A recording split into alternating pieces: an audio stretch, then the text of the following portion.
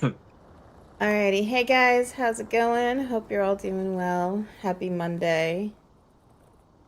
Um, I'm still a little bit sick. I apologize in advance. My throat's still irritated.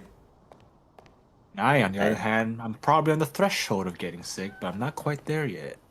oh no, 'Cause I'm feeling a little bit of a cough here and there. It's not that serious though, but sucks. yeah. Alright, Yeah. let's switch game scenes to the full screen. And good morning, everybody. Good afternoon. Alright, I'll Hey send over Clee, the how's it lobby going? invite. Hey Liz. Hey Lacoots. What's up guys? Hey K-Sib. Alright, online multiplayer and send invites. Bite me.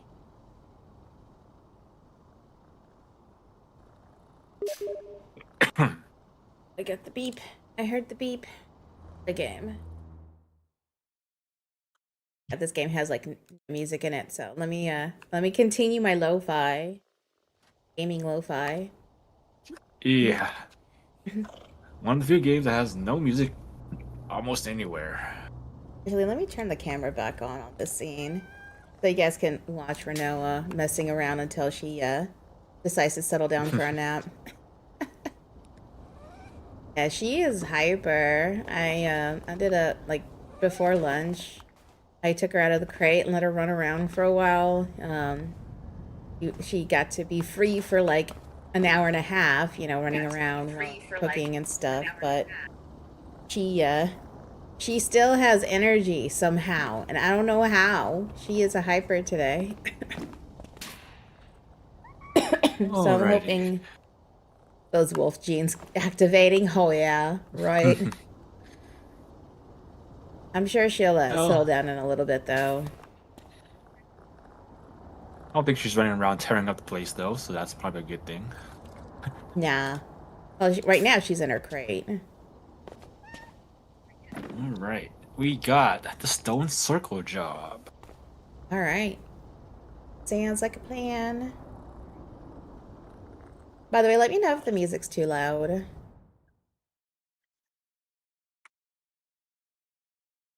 I feel like it's fine, but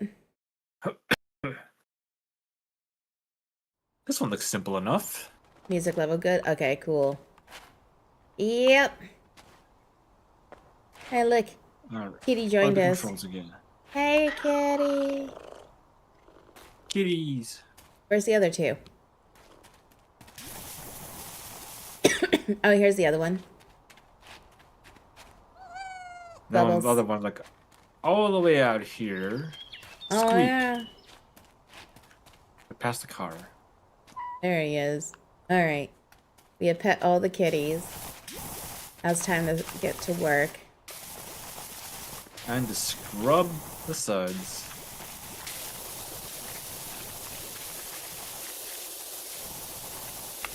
Everything's just a flat surface. Yeah. Very easy one. I like this one. I like the easier ones.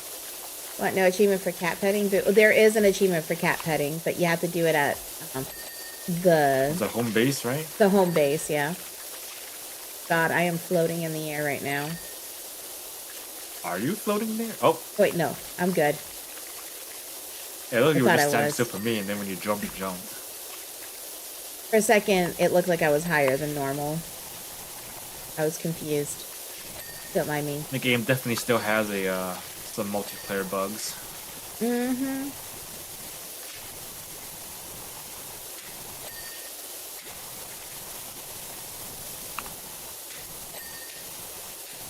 Yeah, hopefully I won't have any coughing fits today. For the past 2 days, well, minus mornings, both mornings the past 2 days I had coughing fits, but throughout the day I did not. So hopefully today I won't have another coughing fit.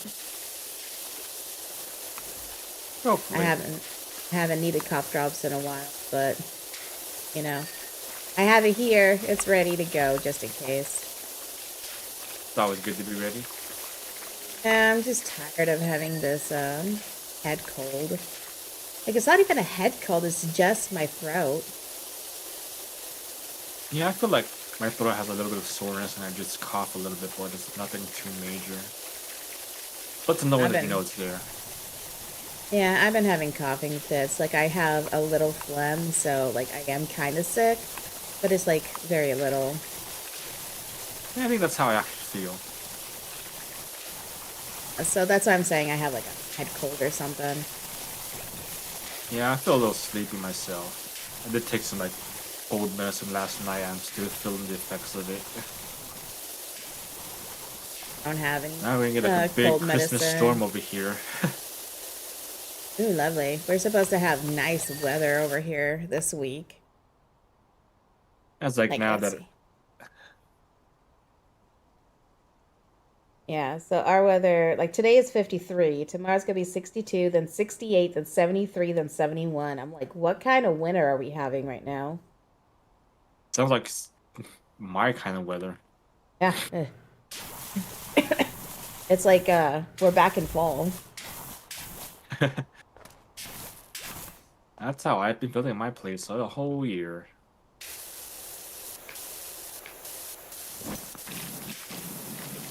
So no, what Christmas? No, not this year.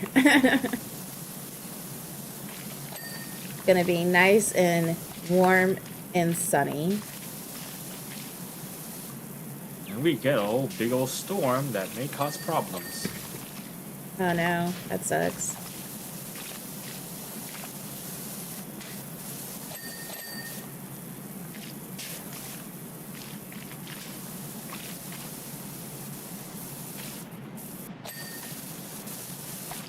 Yeah, I'm actually glad that our weather is a little bit better right now because it lets me let Renoa run around in the backyard. Yeah, that's the thing about storms though, that you have pets that can't go outside. They need to be outside once in a while.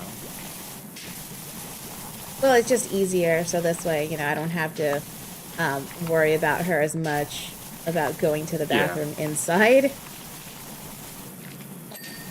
I could just let her have fun in the backyard, and I don't have to worry about 100% paying attention. Yeah, we used to have like indoor pads for restroom use for pets ourselves. Yeah. Which they did get used to. Yeah, we're trying not to, we don't want to do that. We want her to only go outside. Yeah, it's been going pretty well. It's definitely a good last resort when the weather's bad outside for several days, though.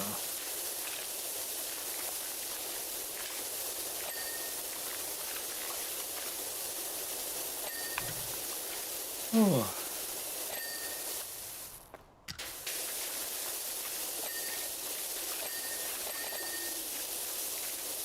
A little family holiday gathering, so it felt like a blur. So quick, yet also kind of busy. Uh-huh. Yeah, we don't have any plans this week. It's just Death and I, so we don't really do anything for Christmas.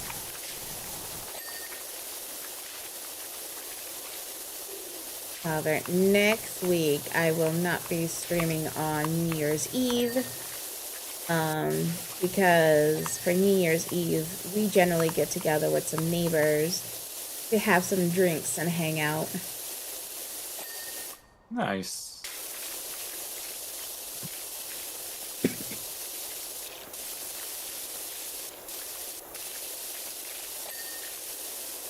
Now we're gonna small statues on this side, and we'll go to the big one at the end. Sounds good.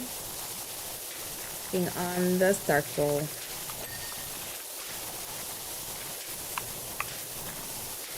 Yeah, anyone else have any like Christmas plans? What are you guys gonna do this week? I am curious what other people do. I know when I was young, we would always have Christmas parties and gatherings, but We don't do that too much anymore on actual Christmas Day. Yeah, for me, when I was a kid, my parents used to do a little Christmas thing for the three of us because my mom, my dad, and myself, we used to have the Christmas tree and stuff. And, you know, I grew up on the Hungarian tradition where the angel is who brings the gifts and Santa brings the coal, you know? That's very different.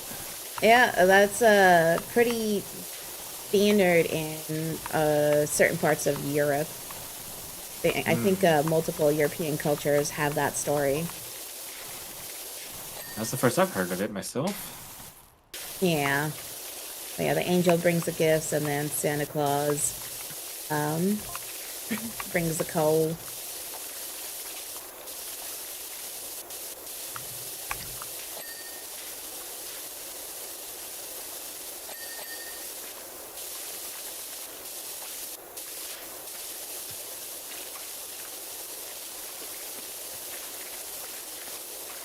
But yeah, we stopped doing that when I was, not even, maybe around when I became a teenager, and maybe not even. I was still a kid when we stopped, I think. I was like a preteen. That was not long lived. Yeah. My parents really do much for tradition.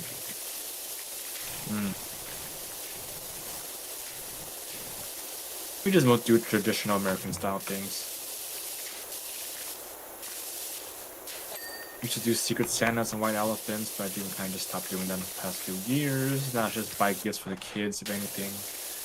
Or do small, fun gifts that aren't too expensive. Makes sense. So visiting my brother on the 27th, sort of Xmas thingy, nice. I think we're staying home. Fam is being too dramatic for me this past year or two on both sides. Oh no. That's rough. It's never fun. I'm sorry. Nope. Yeah, for me, my parents are in San Diego, so they're across the country. So, you know, that's not happening. And then Death's family, some are in Sacramento, California, and then the others are, there's some in Sacramento, there's some in LA, and then there's some in Georgia. So it's like his family is spread out, and then mine is in San Diego still. I got one of my cousins who lives in San Diego. They had to drive all the way down here yesterday. They usually always stay at their sisters or parents' house when they're over here, though. Uh-huh.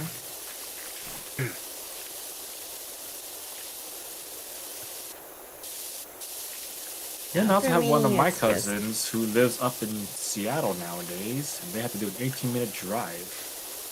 Gotcha. 18-hour drive, I mean. Oh, okay. They split that into 2 days, and they stayed over with friends who lived in Sacramento, so they had a nice little break, at least. But still, 18 hours. Oof, it's a long drive. Yeah, pass. I'm good. I think they usually fly, but they decided to drive this year.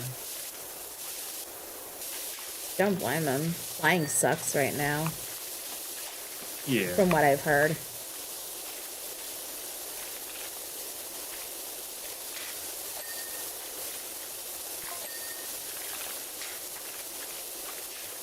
Yeah, but for me, you know, growing up, I never really had like that sense of family kind of thing. So for me, it was easy to be good not doing those family traditions. Like honestly, my in-laws are more my family than my family. So just to give you an idea of how family is for me, you know. All right. Like I'm on good terms with my mom, but I am not on good terms with my dad. Yeah, those kind of situations are tough. I haven't talked to my dad since I was 21, 22-ish. Oof, that's a while. Yeah, I cut him out of my life.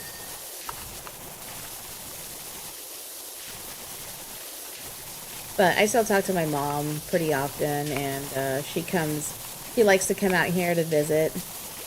She stays with us for a week or two, generally.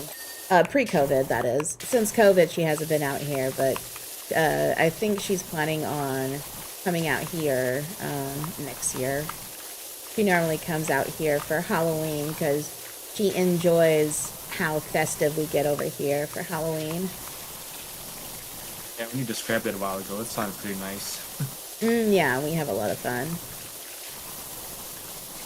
But yeah, pre-COVID, she used to fly out and stay for a week or two for Halloween. It's cool. It's just that she and I have like nothing in common, so it's kind of hard for us to really socialize, you know? But, that's how I feel a lot of my family, though, because I'm like the only one who's into all of this current gaming culture-related things. Yeah, my parents are pretty old school. I really have like no one to chat with IRL about these kinds of things. Oh, out of soap. Yeah, for me, my parents are pretty old school. I had to teach my mom how to use a computer and a cell phone, jazz, you know, going up. So there, like my dad plays some like PlayStation. I think he has a PS5 or something, PS4, I think. So you know, he's still playing on the console. It's funny though, because growing up, we didn't really have gaming. We got a N64, and eventually like a PlayStation 2, but that's because of me, and he ended up playing games on it as well. But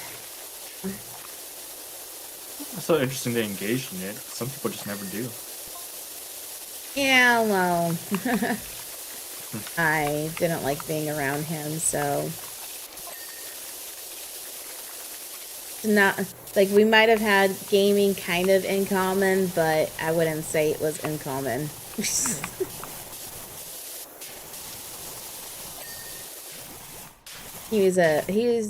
Oh, put it loosely, he was very strict and not a good way.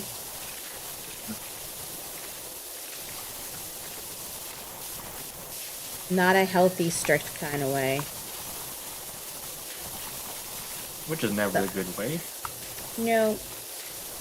So yeah, whenever I could, I avoided him. I was always at my friend's house whenever I could. I basically lived at my best friend's house.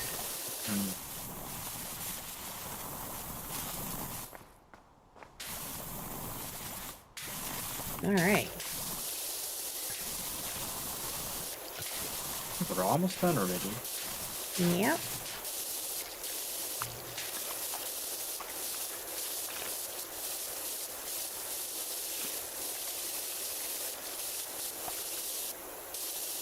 It's fine though. Like I said, my in-laws are like my family, more than my family, so I do have a family. It's just not by blood.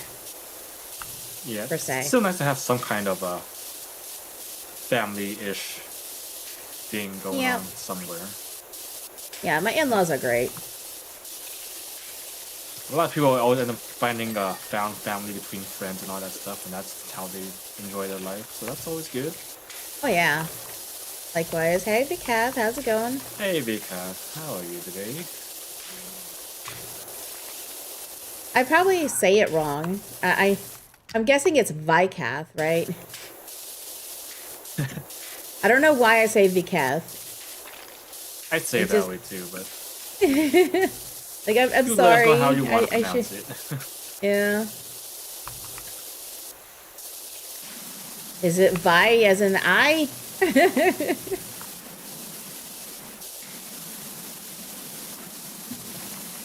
I'm so horrible at pronouncing names, especially just, you know, names I always pronounce stuff. Most everyone says it wrong. It's okay. Most everyone says my name wrong too. I'm used to it. Just call you Vic. Yeah, that's Probably it would be Vic? easier, wouldn't Okay. it? Sounds good. That would be easier indeed. I will do that from now on. Or try to remember that myself too. Yeah, I hope you're doing well. How was your stream?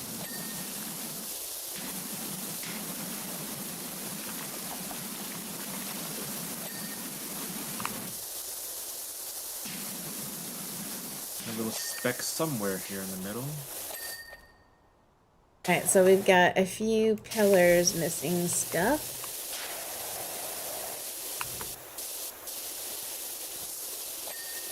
Oh. Medium pillar carving and large pillar carving. That's the little colored sections. Oh, yeah, it's that one.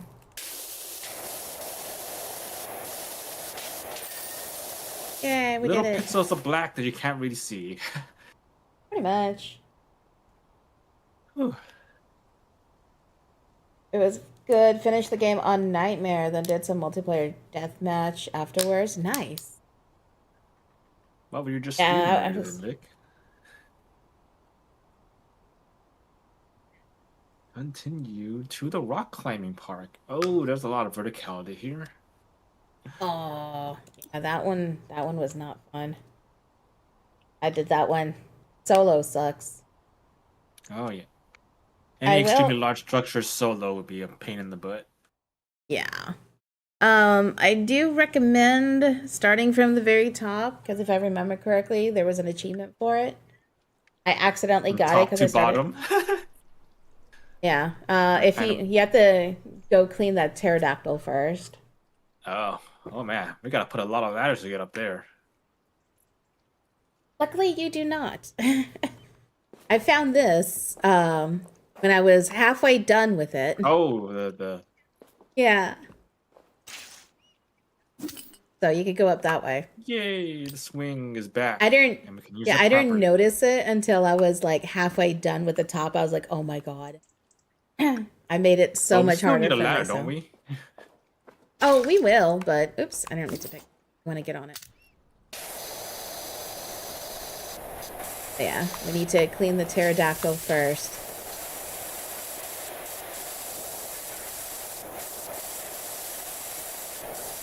Because I came up here and cleaned it and got an achievement for cleaning it first. I was like, oh, okay. That's cool. It's always nice accidentally getting achievements.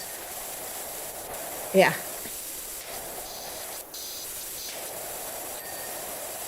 I'm gonna back off without knowing and fall down and hit the thing. I will not say how many times I did that because I lost track.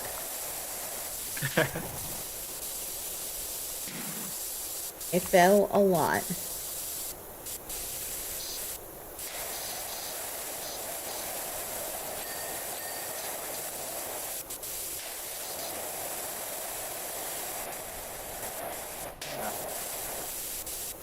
Did you get the achievement, or is he not done yet? I didn't. Maybe it counts this little. Oh wait, the too. body is not done yet. There it is. There we go. Flying start.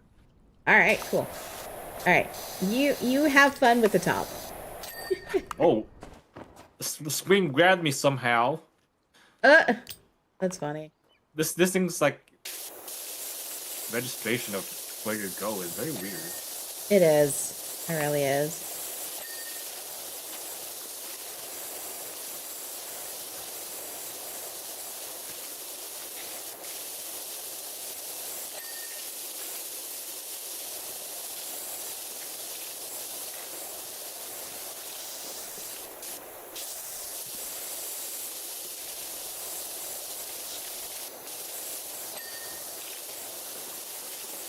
But where's the spot?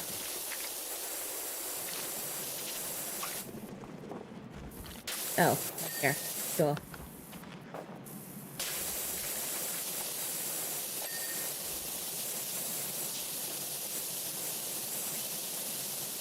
Oh man, now I want to play Zelda for enough time.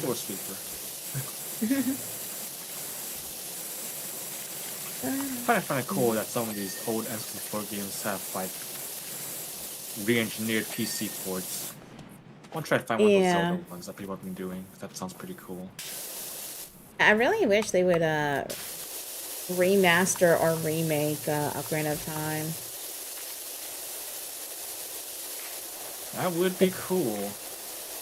I won't lie. If they ever did that, that would make me reconsider getting a Switch too. Yeah, but Nintendo's not really known to go back too often. I would totally play a remake or a remaster of Ocarina of Time.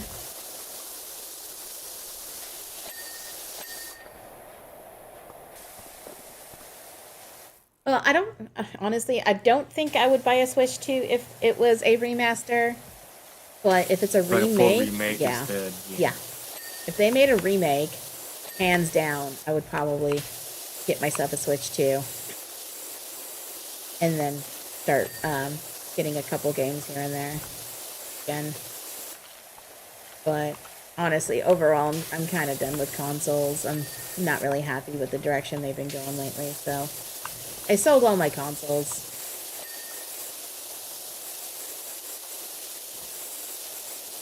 It's been weird not having a console, though. You're used to it a lot. Then you don't have it anymore. Yeah, I think the biggest thing that I did not think about until I sold everything was that I got Xenoblade Chronicles 3, and I didn't get a chance to play it. Oof. Yeah.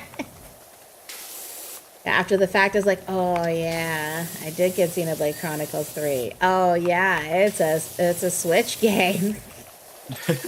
Oh well. That's an oof. It was. I bought it when it first came out because I was planning on playing it eventually because I loved the other ones. And then I just, sold all my consoles and then recently, and I was like, oh, okay. I'm Guess surprised I'm they not didn't playing patch that. those games for the Switch 2, though. They didn't get any kind of performance patches. People were expecting Yeah. to play those Xenoblade games at a higher frame rate and resolution, but that never happened for them. For the check-in, enjoy your sushi. Yeah, but it's fine. I'm probably going to end up watching a playthrough of it just because I love this series.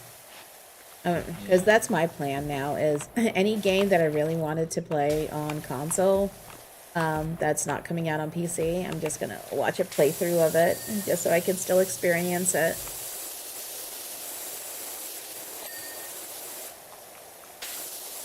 I'm currently watching a playthrough of Zelda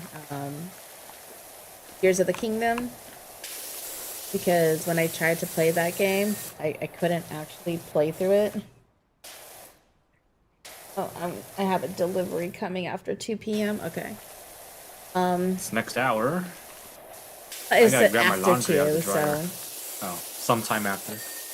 yeah, it could be anytime between 2 and like 6 o'clock probably, or 5 o'clock. That's a very I forgot. vague amount of time. Yeah, who knows?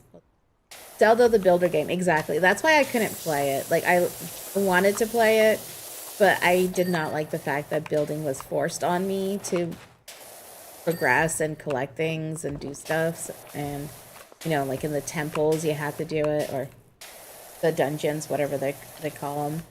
So I ended up giving up on Tears of the Kingdom long before I got rid of my Switch. So I started watching a playthrough for it because I still wanted to see it. I just didn't want to play it. They should have given you like easier options for some, though. Not everyone is super creative. Oh, sorry. Well, what they should have done is what they did for the Switch 2 port. You can now download other people's creations. So it's like, if I had that back then, I would have played through. Because then I would have just downloaded everybody's stuff and used that instead of making... I should probably do that since I got my brother Switch 2 when I bought the Switch 2 upgrade. Mm-hmm. It definitely looks good running at 60 FPS though, I'll say. Feels like a much smoother experience. Oh, I'm sure it is.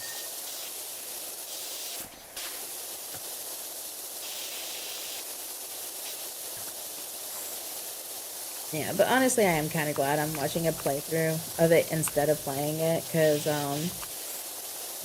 after like I am like 70% done watching it now, and the story feels like a rehashed Breath of the Wild to me in a way. So it's like, it's all right, but I mean, it's it, more or less the same world. yeah, Just it's the tries same to go even world, deeper. and it's also, well, besides that you can do the sky stuff, but it's also the same story. Like, you know, you gotta save the world from Ganon again, just like in Breath of the Wild. That's like 90% of all the Zelda games that do It start is, Ganon, though. yes, but the fact that Just slightly different they methods. they basically rehash the story in the same world. You know, it feels like a copy to me. At least in Yeah. the other games, you know, the story is a little bit different. The timeline is a little different. The characters you Yeah, I know that both. encounter are different. Like, and well, yeah, okay. Tears of the Kingdom, the characters are a bit different, but they're from the same places, and they save Yep. they serve the same purpose. You know, and it's like, Yeah, both of the modern Zeldas, they both involve something with the past. Just that Tears goes even further in the past, apparently. So we have to deal with yeah. problems with the Tears goes further back to timeline. the original, like the origins of Yeah. Hyrule and stuff. The origins of that version of Hyrule and all that stuff, and how that's important to the current story. Yeah, you go back But to the yeah, I very know what you first mean now. ruler. Yeah. But yeah, both modern Zeldas do have similar overall thing where it Like you involves go the to the same past. places. Like, you know, the dungeons are different, but Yeah. you go to the same places basically. And I don't know.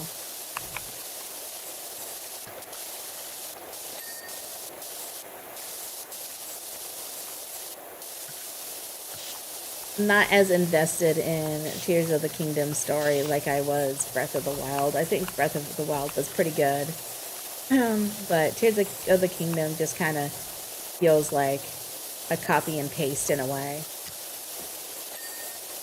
In a way. But the overall like, Not world space everything, is just much bigger. yeah.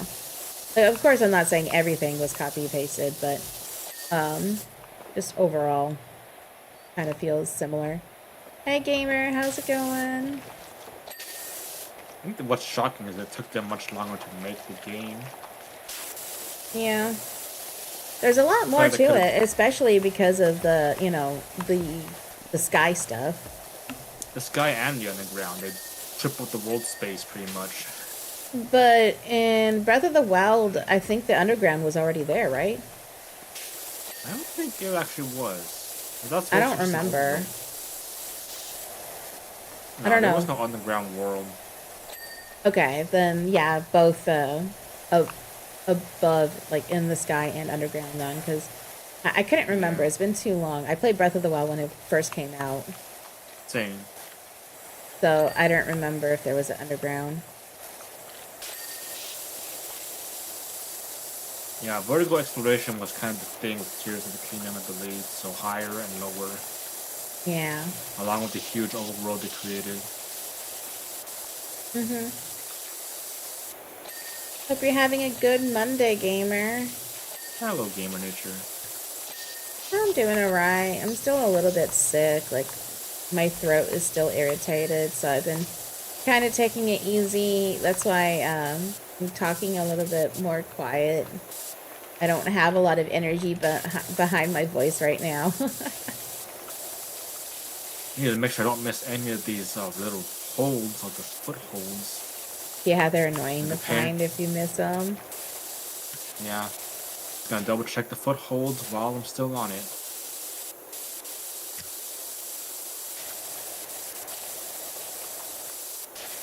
Same for the wall. I'm gonna press Q to highlight the stuff.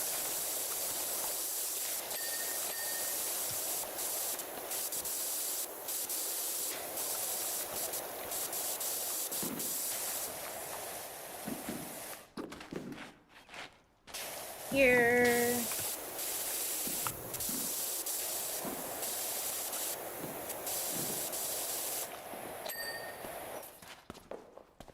This thing. Yeah. A little too close for me.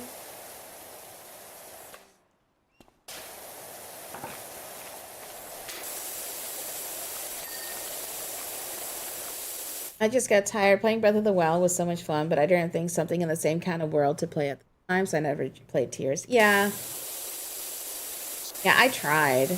I tried to enjoy Tears of the Kingdom, but I just couldn't.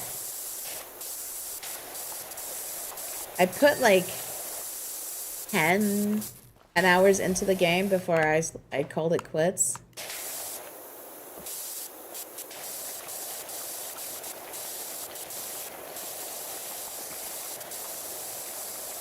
I was trying to force myself to get through it just so I can go through the story, but it didn't work. It didn't stick for me. Hey Dragon, how's it going? Hello. I just need to get back to it myself at some time. That's all there is to it. Well, I hope you enjoy it. Like, you know. Just because I didn't like it doesn't mean anything. I'm very picky. Like for me, I like simulator games and sandbox games where you build and stuff. Yeah, that's fun for me. But in my Zelda games, I don't want that stuff. You know. My Zelda games. They wanted to put the puzzle element everywhere in that game. That was the issue. It's like when you have to build everywhere, that means everything's a puzzle game. Exactly. For me, it's like if I want to build, I'm going to play a game that has building. A lot of the side quests evolve around building something. Mm-hmm. I'm tired, but okay. Yeah, I'm doing all right. I'm still a little bit sick. Tired and sick is the mood. Yeah, my throat is still irritated. I've been having coughing fits in the morning still, but overall, I'm better. I'm doing all right. Good morning, Avery. Hey, Avery. Thank you for the lurk. Hope you have a good day.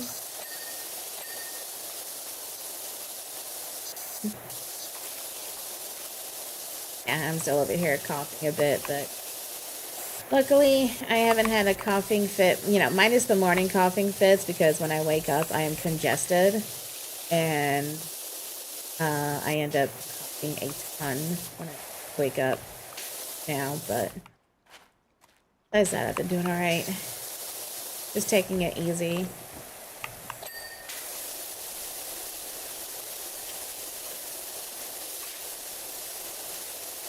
But yeah, what I was saying about Zelda, like when I play Zelda games, I don't mind like puzzles and stuff like that, because that is in Zelda games in general, different puzzles. However, if I want to build, I would play a different game. I want to adventure and explore and stuff like that. I don't want to have to build.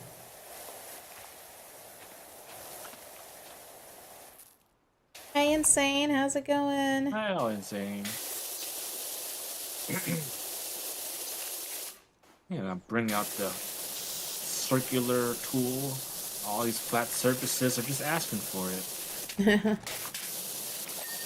Yeah. Now, if they did stuff where, like, oh, you have to go save this village, and then over time you can watch it rebuild, or you can go get resources and bring it back for them to use to rebuild, that I'd be fine with, you know? I like games that where what you do have an impact on what's going on and things change over time. Like that gives it more depth and life. So if they did things like that, that's fine. I just don't want to have to build stuff to progress the story and things that's like that. That's like a different kind of building, yeah. Yeah, it's like, oh, you need meat for cooking and stuff? Okay, let me go hunting. I'll bring you back stuff on my adventures. Or, oh, you need this kind of the survival crafting style of building is great, but then the tool, like Lego style building is something else. Yeah, exactly. Thank you for the check-in. Enjoy your sushi. It Like, goes good. town management style is more fun than Lego style or Minecraft style. Yeah. Piecing things together. Exactly, especially for Zelda. Um, Because I know, yeah, like, I'm the doing Zelda alright. games have multiple titles have like a town-ish building kind of quest line or whatever for stuff. And those are Yeah, fun. Tears of the Kingdom does too. So I'm like, Yeah, I think I have the I same never one got that that Breath of the far. Wild has. Yeah. I believe it was the same town as Breath of the Wild's version. Yeah, I don't I'm know. just kind of just doing it again.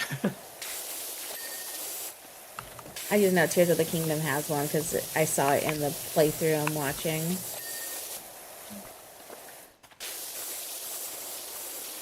But yeah, insane. I'm doing alright. I'm just a little bit sick still. Got an irritated throat, coughing, that kind of jazz. That's why my voice, my voice is a little bit weak right now.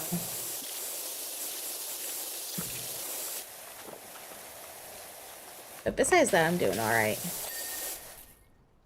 Hey, Grab it after. Darth. Happy Monday. How's it going?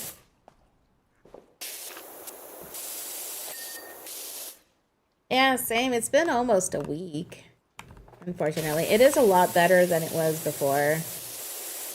Because before, while I was streaming, I was having so many coughing fits. Like, I had to pause, cough myself silly, and then continue. And I was popping cough drops.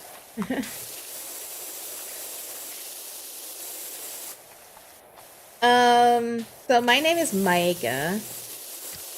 I know most people do 2 syllables, but there's actually 3 syllables in my name. Yeah, I read Maeka the same way I would read a Japanese character, because that's how I Yep. would say it. Yeah, exactly.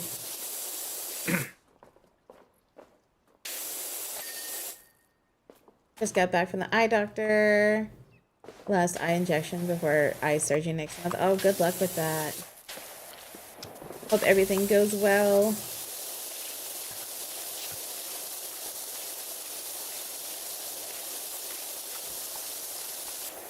Soon it will be over. You're saying it right? Okay, yeah.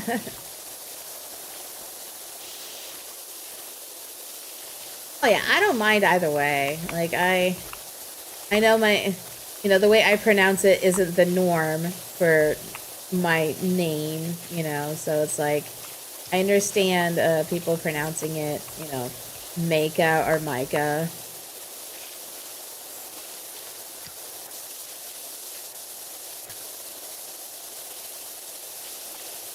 She's doing well. She is currently snoozing. Her face is, in the corner of the crate, towards me right now, but she is passed out. She was insanely hyper earlier.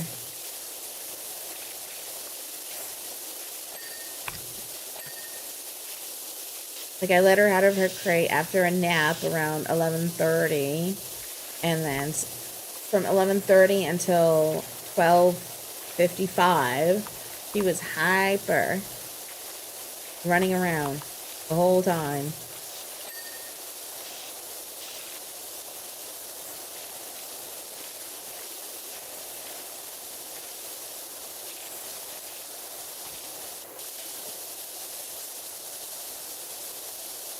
Thank you for the check-in. Enjoy your sushi. Oh, I need to put my Pixel watch on the charger. I forgot. Insanely hyper? Is that like one level above hyper? Probably. Yeah. Small puppers love to jump around, run around. Come on, camera. It's great when they're small, but big dogs being that hyper, that's a whole nother level, actually. Yeah, I'm definitely glad Renault is pretty tiny. Yeah, big dogs jumping around and jumping on people and things is a bigger mess because of their weight. Mm-hmm.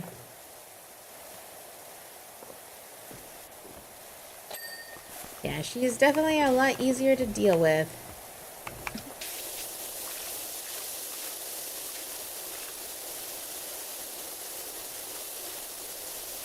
I just can't wait till she's older and I can trust her for being potty trained. So I could just leave the crate door open and let her, you know, go in and out as she pleases. Right now, it sucks that, you know, I have to crate her while I can't be focused on her. Would them old doggy doors be a consideration for your doors? I don't know. Our back door has a window all the way down. So we would have to replace the door, probably. Oh, so it's like a glass door, or? No, it's a regular door, but there's a window that has a built-in blinds. And it goes from like almost to the top to almost to the bottom. So it has like a big old window frame in the middle of it, more or less. Yes, yes. Just I was like, I don't know if a doggy door will work, but yeah, that would be a consideration for whole door replacement. Which sucks because we just replaced that door, you know, a couple of years, like what was it, 2 summers ago now? Since we got all the windows replaced, we replaced 2 of our doors as well, including the back door. So, yeah. Teach dog to open doors. Yeah, pretty much. Well, big dogs can do that. They know how knobs work. Because my cousins have a big dog, and they know how to jump on it, pull the lever down, and push the door open. So they always lock the door now. Yeah, as long as, you know, my dog can let me know when she has to go out, I don't mind pausing to go let her out. That's not a problem.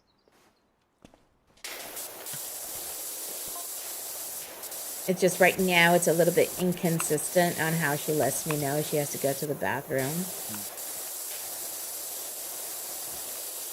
I had a cat learn to pull down handles to open doors. Yeah, that's pretty much like what I mentioned about the big dog. They know how to use their weight. They figure out things real quick. Animals are very smart. Yeah. Renault is very smart too. It just says she can't reach the doorknob, so I think I'm safe. Alright, gamer, have a good one. Thanks for stopping by. See you, gamer. Yeah, because one thing I was thinking about doing that some people recommended is to use a bell and put it, you know, near the door. So when she has to go to the bathroom, I could teach her how to ring the door, ring the bell to be let out. Yeah, insane. That's exactly what I was just talking about. Yeah, speak of the devil, insane. Speak of the devil. That's funny. It is definitely genius.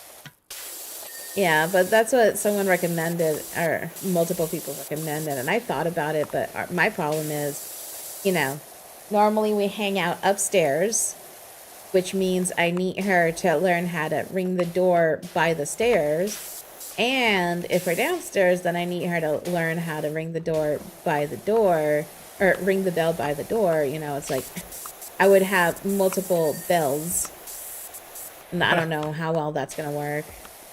That might be confusing. Exactly. Because right now, she has no problem running up the stairs, but she is still, like, she's still learning how to go down the stairs. Like, she could go down them, she just doesn't like to yet, just because they're so high. Baby monitor, yeah. So, you know, that's why I'm just gonna let her get used to, you know, holding her bladder better. And yeah, because right now what she does is when we're downstairs, she'll either go to the back door, or if we're in the living room and the gate is closed, you know, because we like to try to keep her in the same room as we are, she'll go to the gate to whimper, so we know then to take her out. And then if we're in the kitchen or something, she goes to the back door to let us know she has to go. And then upstairs, she'll actually, you know, she'll go to the stairs and kind of lay down at the stairs, like whimpering. So then we know we have to take her out. So it's like she's starting to develop the tells, but it's just hard to tell if she's whimpering for attention or the bathroom is what I'm trying to learn right now. But I've noticed that sometimes when she really has to go, she'll start doing like a higher pitched bark to let me know. So it's like, you know, she has a lot of tails, and I'm still figuring out which one means what.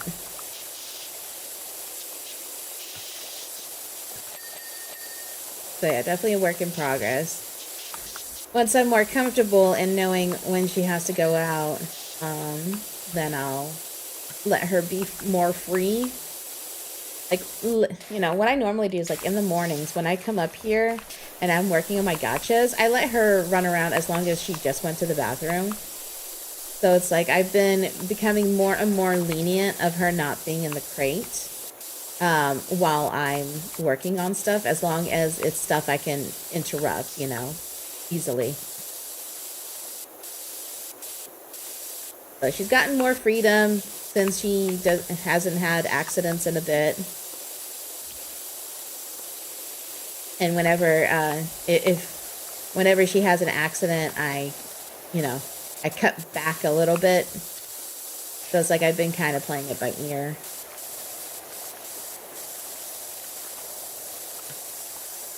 But she definitely has a bit more freedom now than she did, you know, a couple weeks ago.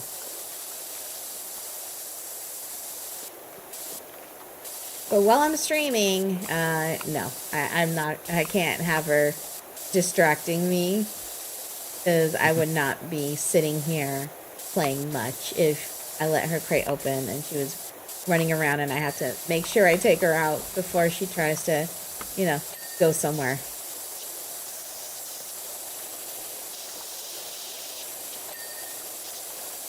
Alright, time for the back wall. I think the entire mountain is at least halfway done now. I'll get the ball and then the other side.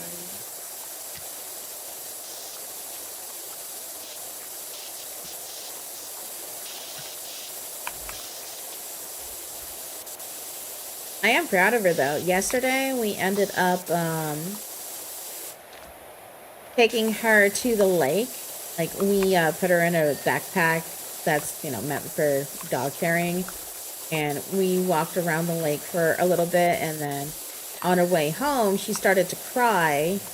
And we thought that maybe, you know, she went to the bathroom in the backpack she was in that I was holding, because we smelled it.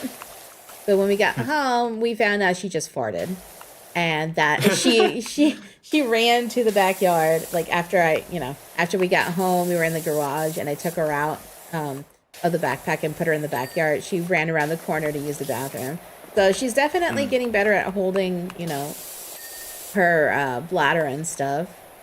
So yeah, she didn't go in the backpack, which is nice.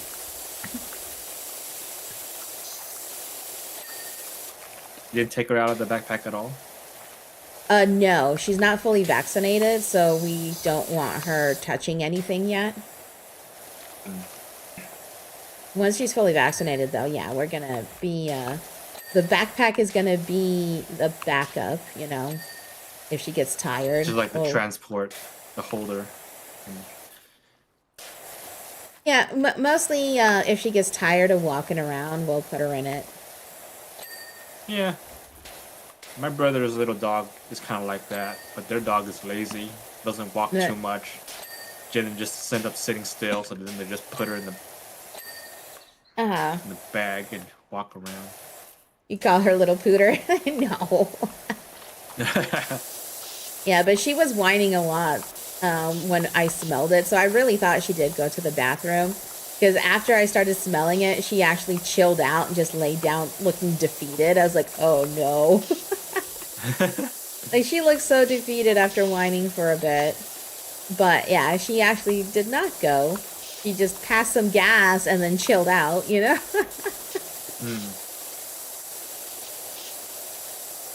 And then when we got home, she did both. She pooped and peed. So she definitely did not go in the backpack.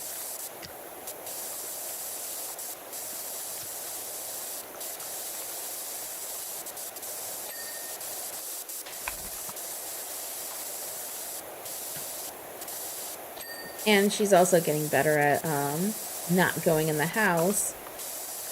Because the other Which is very day, important. yeah, that's the big one is what I want. The other day we were hanging out in the bathroom because I took a shower and then Beth took a shower, but I was hanging out in the bathroom on the floor with her, playing and stuff like that. And then she started to whine. I was like, okay, maybe she's whining because, you know, Death is in the shower and she can't see him right now or something. But she whined and whined and whined for like 5-10 minutes. And I was like, all right, she needs to go. And I took her out. So it's like she's getting better at not going in the house.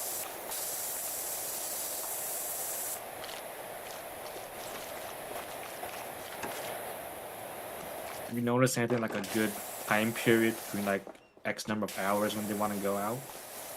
Well,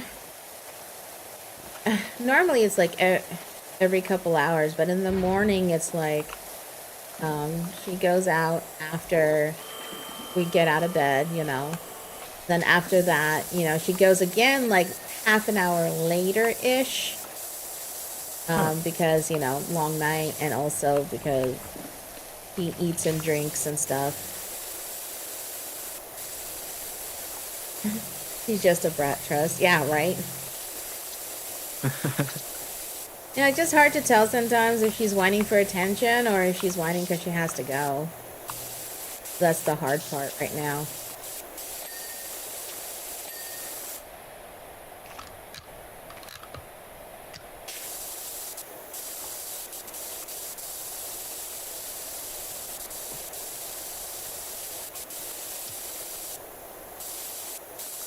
But we'll get there. I'll learn to read her better. And hopefully she'll learn to kind of differentiate between attention versus bathroom.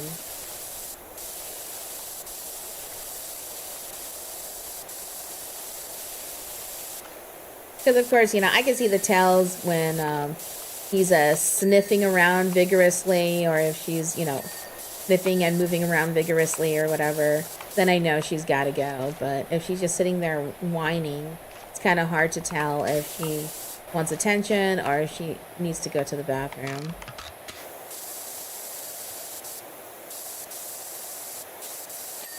So when she figures out how to let me know and keep it that one way, then we'll be golden.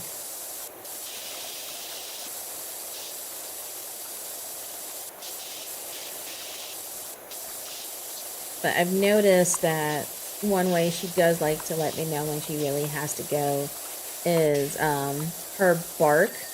If it's a slightly higher pitch, then then I know that she definitely has to go.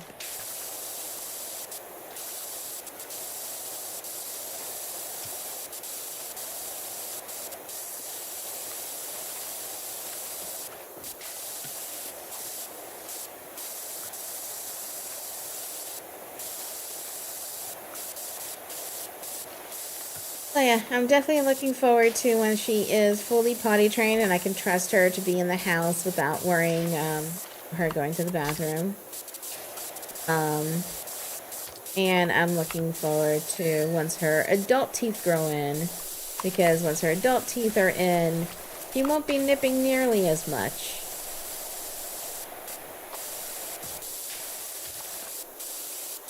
Because we've been doing our best to teach her not to bite. It's going decent, you know, but she wants to nip. She needs to chew because of her baby teeth.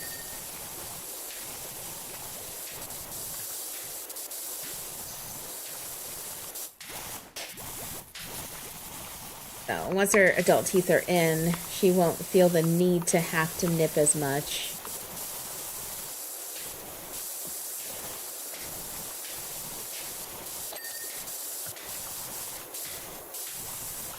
Yeah, overall, she's a really good dog.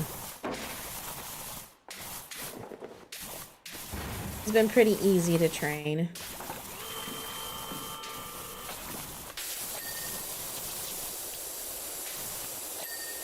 wings like a magnet. Just get anywhere near it and I'm sucked into it. Yeah, it really is.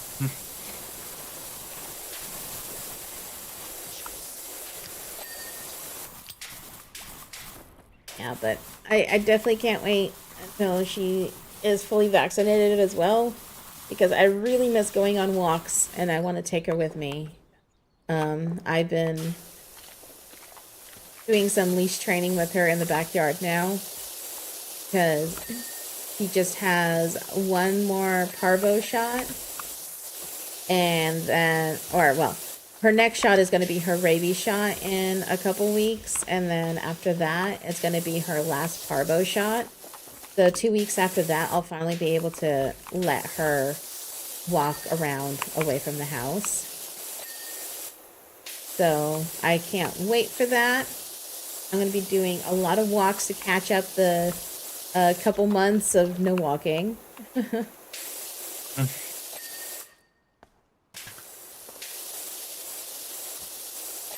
But yeah, she is used to her harness and doesn't mind her harness one bit, which is great. The leash, yeah, the leash is taking a minute, but it's going a lot better.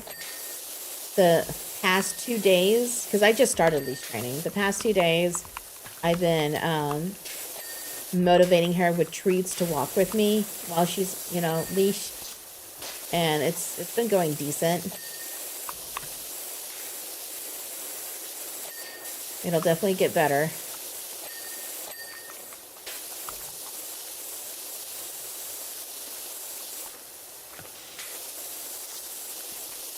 Ad break's about to start. Oh, mine started already.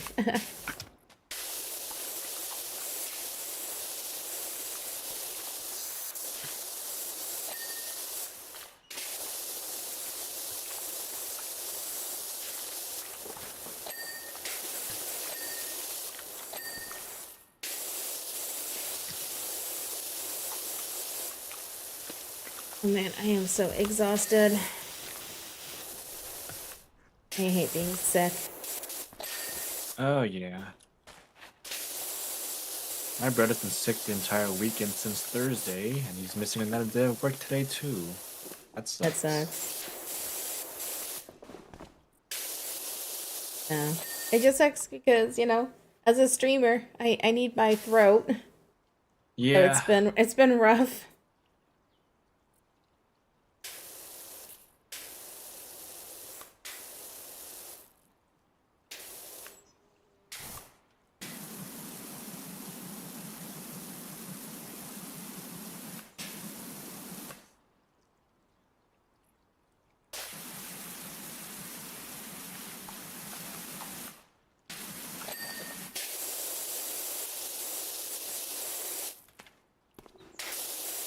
Oh, did Firebot ever post that you rated me, gamer?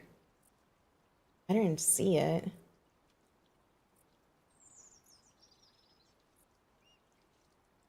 Hmm. Alright, time for this giant purple ball on the other side. Yeah, it looks like it did. Parkour! Oh, there we go. Yeah, it did. Okay, I'm sorry. I forgot I changed stuff, so it's a little bit different now. I've been playing around with different bot stuff because I got rid of Frosty Tools a couple weeks ago. I've been trying to convert everything over from Frosty Tools to I need to experiment with Firebot more. I need to make the daily check-in thing and among other things. Yep. Yeah, that's. I've been very lazy to get around to it. Yeah, I just moved over all the stuff I wanted from Frosty Tools to Firebot just because.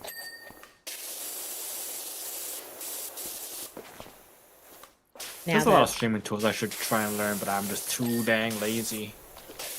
I don't have much time. Yeah.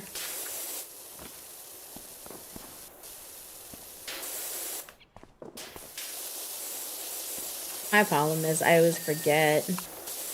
Like, I have all these things I want to do, and I forget to make note of it, and then it just doesn't get done. I'm more of a set and forget person myself. Once I get something working, I'm done experimenting with it. Yeah, for me, I'm just always busy. Like, when I'm not streaming, I'm working on so many different things that I forget easily.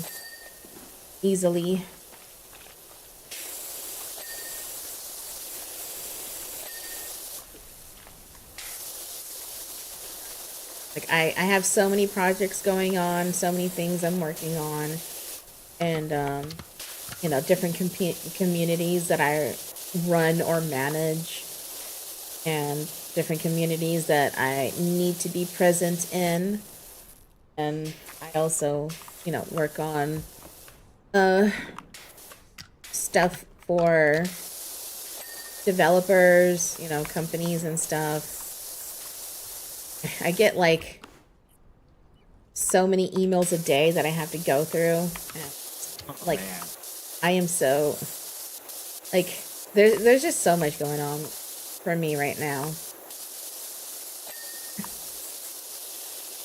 Now I'm the kind of person who it's like, if I get an email and it's something that I'm not going to cover for one reason or another, whether I'm too busy or if it's not a game that I'm interested in, you know, like, I make sure to let them know. Like, I don't like it when people don't respond to me about something that I'm inquiring. So I don't like doing it either. If someone reaches out about a sponsorship that you know, that isn't for me, or some sort of collaboration project that isn't for me, you know, I like to let them know that I'm not interested. Or, you know, if it's something I am interested in, then I'll let them know that too, obviously. But, like, oh, sorry. So yeah, like, I always respond to emails and inquiries and stuff like that. And it's just like, I get so many these days, and it's just ridiculous. I mean, it's nice to be getting the monthly offers at least. Oh yeah, it's amazing. It's just overwhelming. It's like a lot of them. Yeah. Where did the freaking swing just go? It just disappeared on me. I wrote it, it disappeared. Oh no. Yeah, He got but sent back to his default spot. Oh, every set. And just, it's interesting when some companies reach out and be like, hey, I think you might be interested in so-and-so game or thing. And it's like, I don't play that genre at all. It's like, no, I don't do horror. No, I don't do PvP. No, you know? Yeah. Like, Hello, Ferric. Hey, Ferric. Thank you so much for the lurk.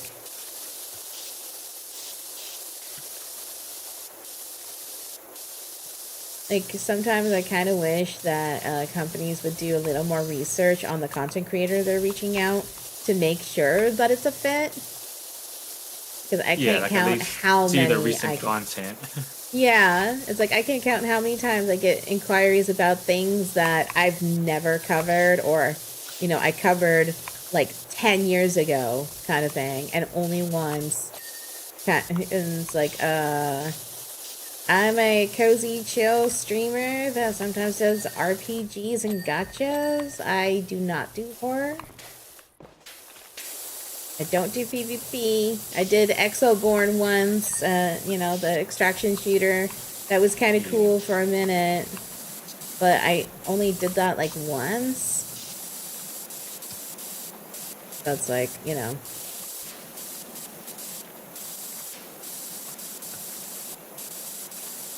Like, at least reach out to content creators that have an audience for what you're looking for. Like, I do say that I'm a variety content creator, but my genres are kind of centered around... Variety isn't like all-encompassing, but variety is exactly. Like several genres. Yeah, it's like I am a variety content creator. I do stream things outside of my usual genres sometimes, but normally it's cozy chill, and simulation and RPGs, you know, like ARPGs and JRPGs, you know. Like, those are generally what I stick to. Most of the time is cozy chill.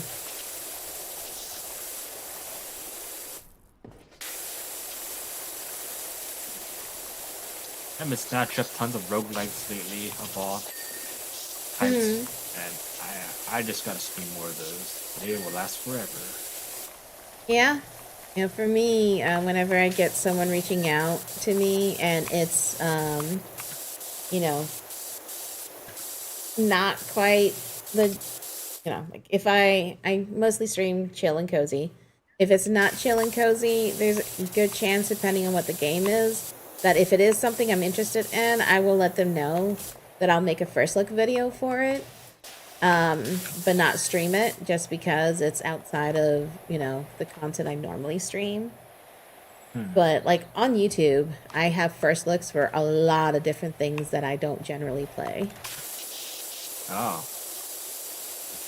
Because I But just that like, probably works as coverage or one-time things. That's probably a good idea. exactly. Yeah, that's what I do. My first looks are one time, you know, play for an hour and make a 30-minute video out of it. That's probably something I should try to look into doing myself. I just don't know how to produce videos. Yeah, I enjoy doing first looks because it lets me check out a ton of games that you know, I might not necessarily be fully interested in, but it's interesting enough for me to be like, all right, I might play it, kind of thing. So I end up I making feel like the those swing is just videos. not working anymore. He said I can't write it on the back. Oh, that sucks. Like now it doesn't work. Nope, it worked in the front. So yeah, my YouTube is definitely more variety than my streaming. My videos, I mean. My videos are more variety than my streaming.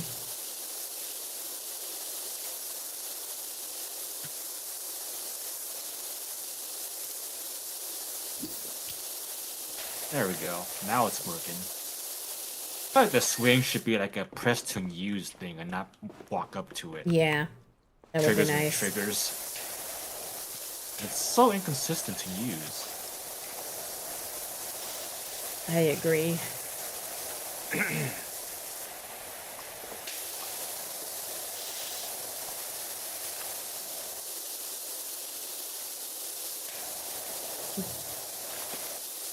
I definitely think it's amazing that so many people have been reaching out to me to check out their games on stream or make videos for.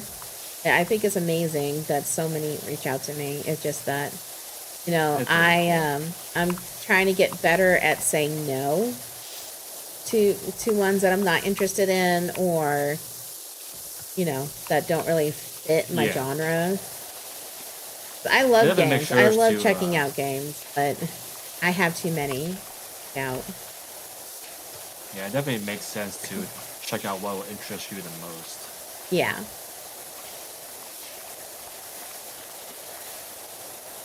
And like some weeks I get probably like uh 10 15 games to check out a week. That is a lot.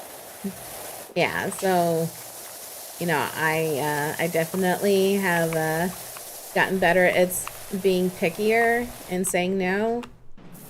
As much as I would love to cover all the games, you know,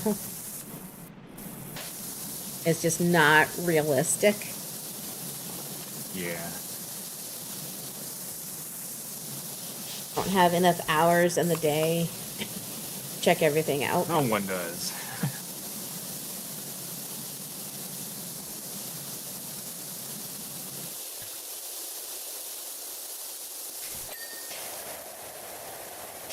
Let's see.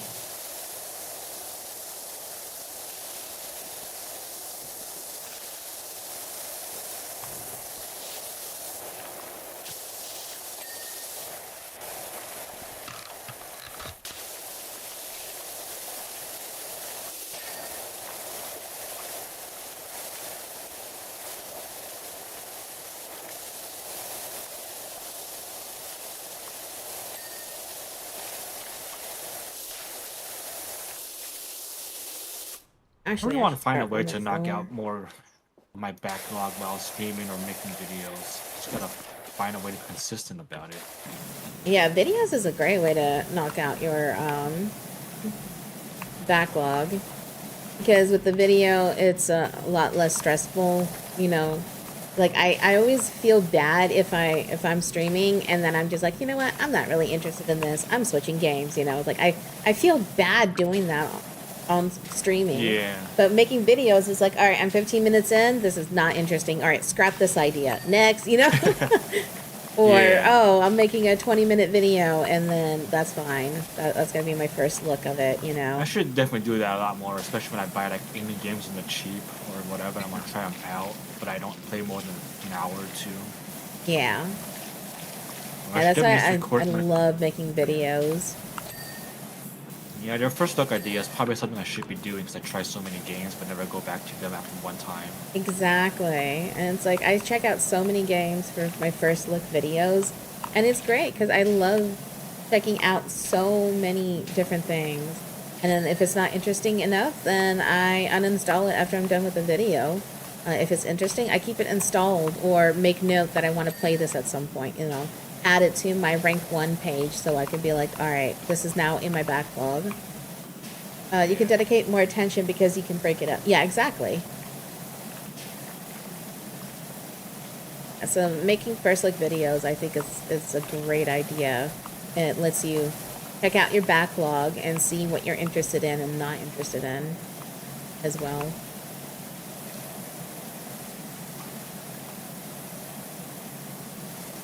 My question is though, is that I know recording videos takes a lot of storage space and that's a premium for me. Well, I have a external hard drive that has 10 terabytes of space. Oh boy. Uh-huh. I don't got anything that big. I have a few 1 terabyte externals, but that's not too much. You should look into external storage, because that's what I do. I have it connected to our network, so this way I just move videos freely from my PC to it, and that's where I pull from to start editing videos and stuff. So it's like on my PC I have one playthrough on it that I'm working on editing through, and then everything else is on my external. And luckily, they're not that expensive anymore. And you don't need a solid state or anything. It could just be a hard drive, an external hard drive that you can I know the regular ones are very cheap still. It's just the SSDs are not cheap. It takes a little longer to transfer data, but, you know, I'm like, I'm in no ruch when it comes to that. For just regular storage, the classic hard drives are still very good at that. Exactly. Same, yeah, exactly. Yep. Got a little bit.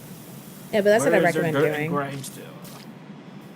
Just look at external hard drives that can connect to the network, and then just pick up a pretty decent sized one, and then store your unedited content on there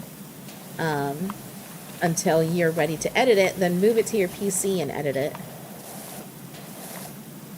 How do you do it in blocks? Like, record?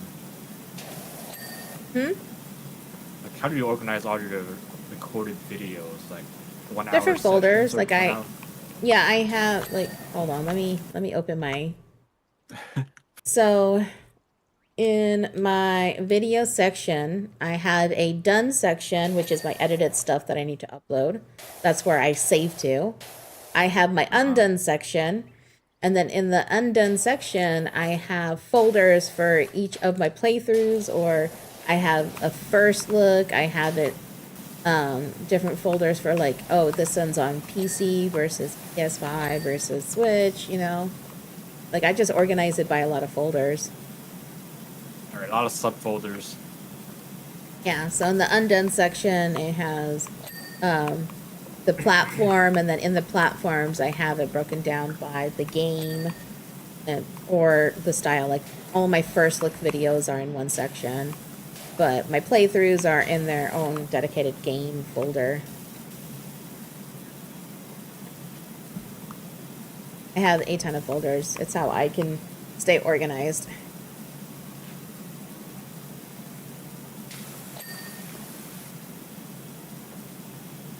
think the purple cliffs are done. Now it's the floors.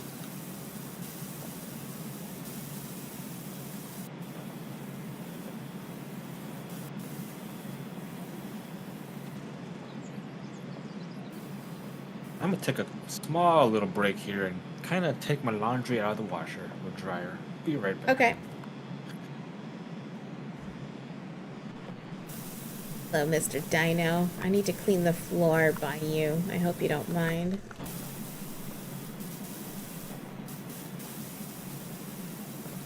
Because you're not gonna do it.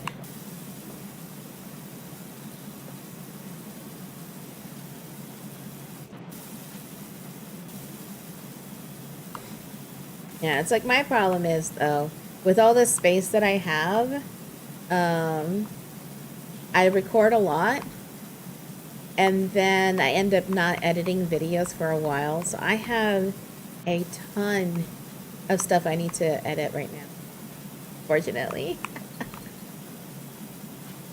Let's see. Gaming videos. Pretty.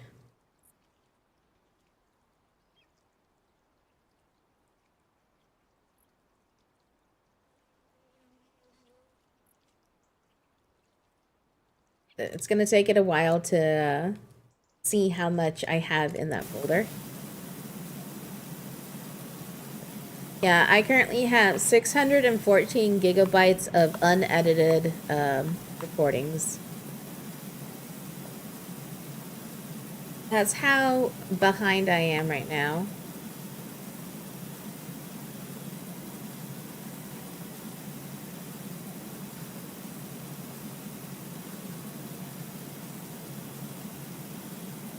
I have so many playthroughs I need to edit.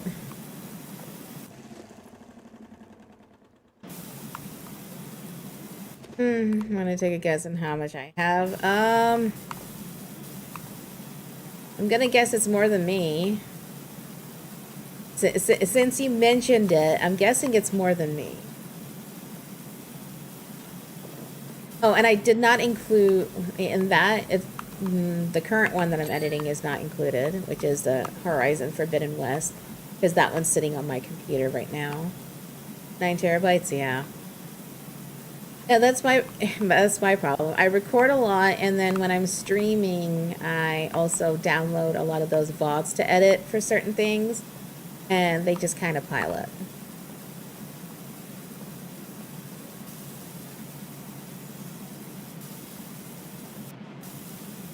But it's kind of hard, since I stream 4 days a week, and then on Fridays, I normally record as well. I try to edit videos outside of streaming. I can find some time,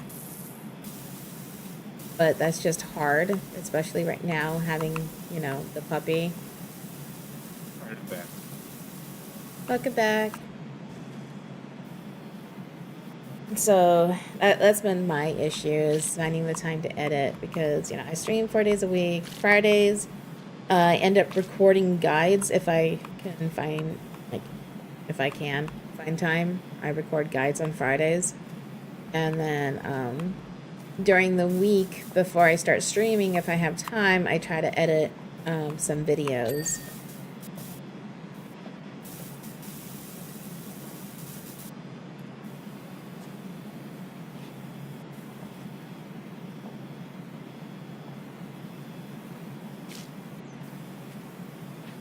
So Dragon, for you, is it streams, or are you also recording content?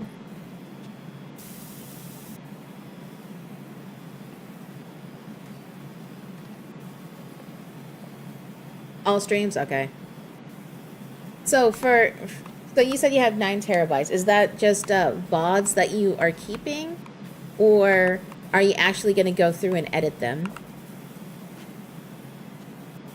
Are you going to do something with the VODs, or is it just storing VODs?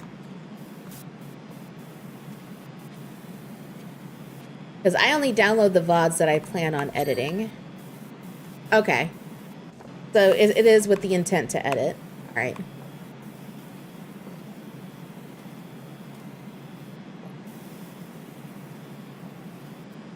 Because yeah, I started getting better. Like I only download the VODs that I actually on editing. Most of the time, they're my playthroughs, or when I'm doing like demos and stuff like that. I end up downloading that and turning those into first looks as well.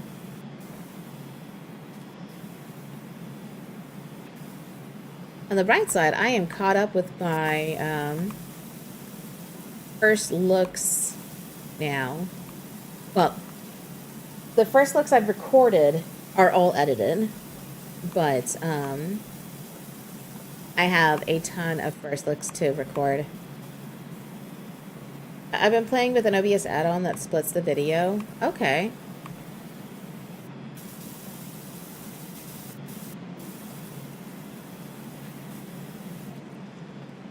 Yeah, because for me, what I end up doing is I have a button to put a marker in my VOD. And then when I download my VOD, I look on Twitch for where those markers are and make note of them.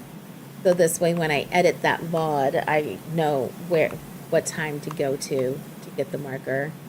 But I don't have anything that automatically puts markers in my videos or anything or splits it.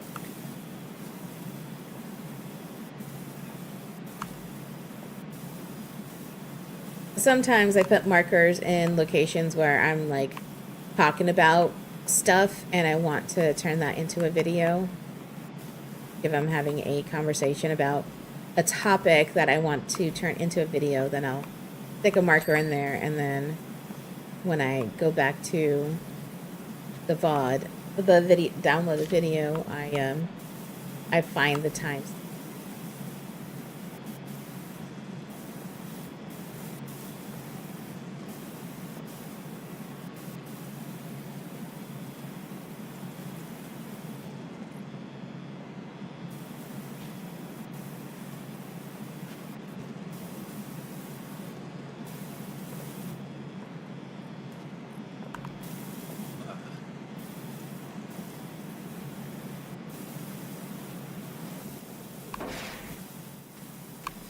But definitely, if you plan on making videos, I highly, highly recommend getting an external hard drive to store stuff. Your poor PC can have a break. I guess I should. Would need to connect that to a drive, or like just connect it to like the internet directly or to the router. Internet. How's that? I'm not sure how I that have works. mine hooked up to the network, so it's just through the internet. Well, yeah, it's through the internet. Oh. I just hardwire it into the internet, and then it's on our network or whatever, something like that. Yeah, that's what I have too. I have a NAS system, so I can log into it and stuff on the web browser to access stuff too. But I also have it on the network, so I could just directly connect to it through my computer.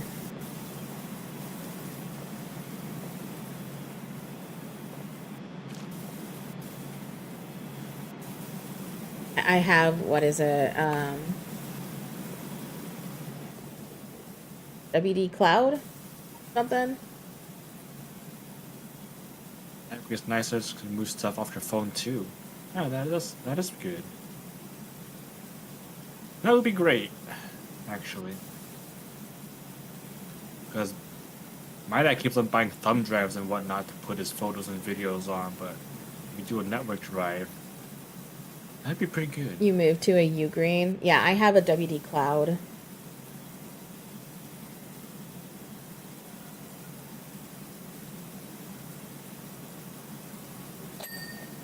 Yeah, I always forget what model I have, but it's WD Cloud. It has 10 terabytes of space, which is great for me. Plenty.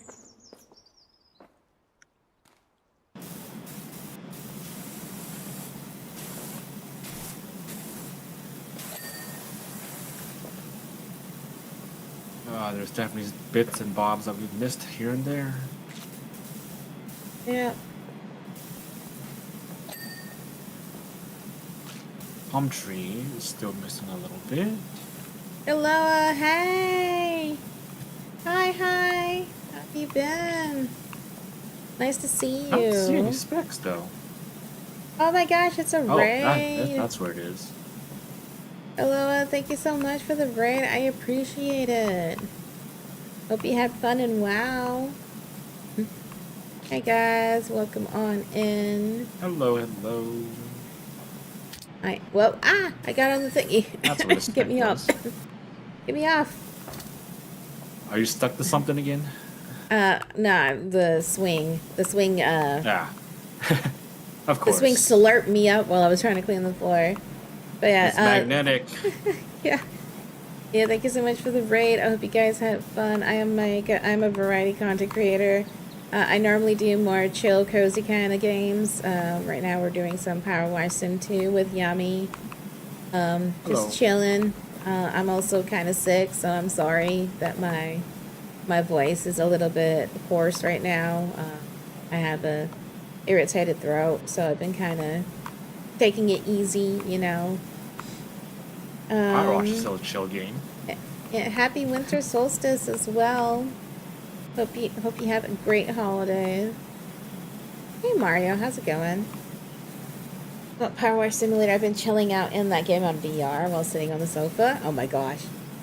So you're playing in VR, but you're sitting on the couch power washing. Come on now. Right. It's like you're riding the swing and it floats around like a hovercraft instead.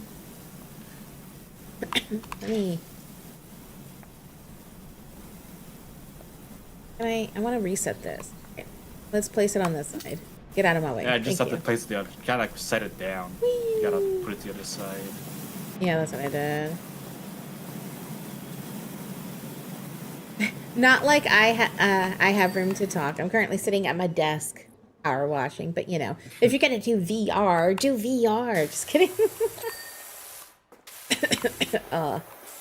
Sorry. Oh. This wasn't cleaned. Still missing some specks here and there. Okay, and then that one over there. Might have to climb up for the rest of it. Yep. This wall is still dirty though. Little specks. Clean.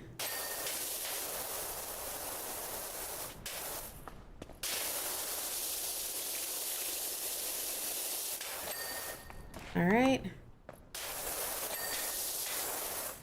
This one. 2 more-ish.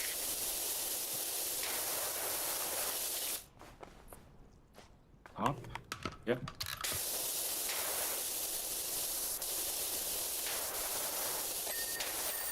There we go. There it is. We did it. Oof, that was lengthy. Yay. That was so much easier with 2 people. Oh my god, this took me forever. Oh yeah. By This will myself. take you an entire session solo. My kids get mighty sweaty while playing VR, not power washing, so I tend to not want to game too much with the VR. It smells. Yeah, I don't blame you. I'm sure very intensive VR games with a lot of motion will get a little sweaty. Oh, sorry. Ooh, the roller disco. That's an entire interior we're gonna have to clean out. Yeah, that one's not too bad, though. Don't have to climb as much. Yeah, I think you just walk and spray everything, I guess. Yeah, the ceiling, though, you might want to use something to get up, but it's not too bad. Just for the higher areas. Yep. All right. Ooh. Still a lot to clean, though. It's a very big space. I'm going to start in this room. You can have the disco. I'll just start from the back rooms here, I guess. I'll start from the back of this one. From the outside the disco room. Because last time I started in the disco room, so this time I'm doing it backwards. I need to switch it up for myself. Yeah, do it a little differently in a different order, and it feels like a totally different thing.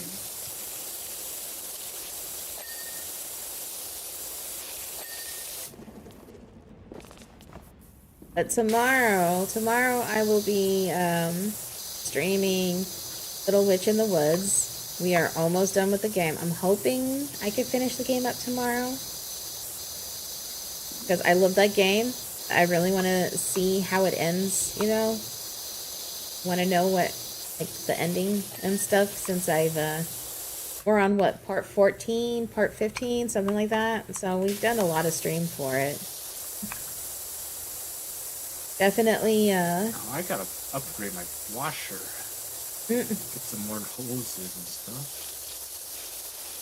I've definitely put in more hours than it says it takes to beat the game, because I do a lot of the side stuff. So I'm kind of like at the point where I want to finish the story.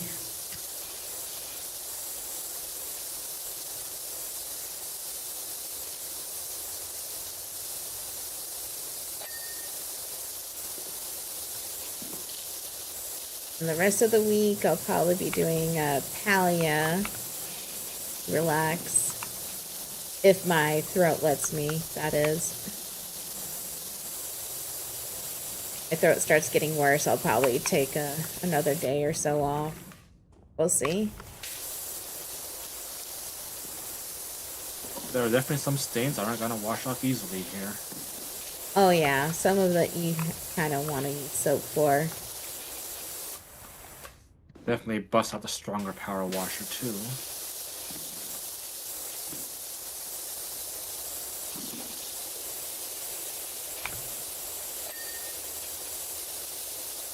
It's clean.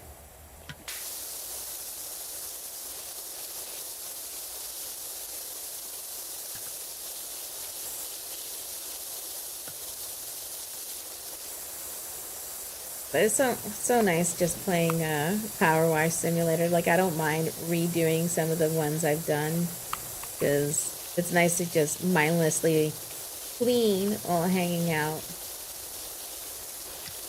That's the game's vibes. It's an awesome vibe. Alright, have a good food. Have a good lunch or meal. That's why I always say have good foods, because, you know, depending on where you are, it might be lunch for someone and dinner for someone else. Yeah. That's what I do. Have good foods. A great meal.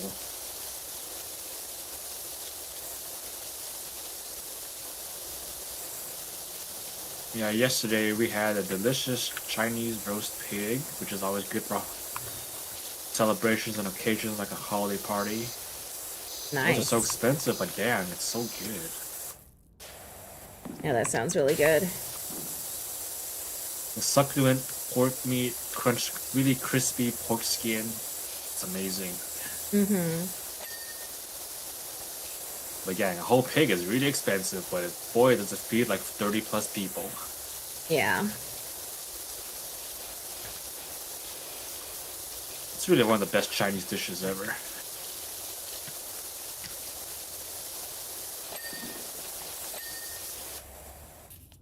Photo booth interiors still dirty somewhere. Gotta highlight everything because reflective surfaces are very misleading. There we go. Photo booth done. Floor's still dirty.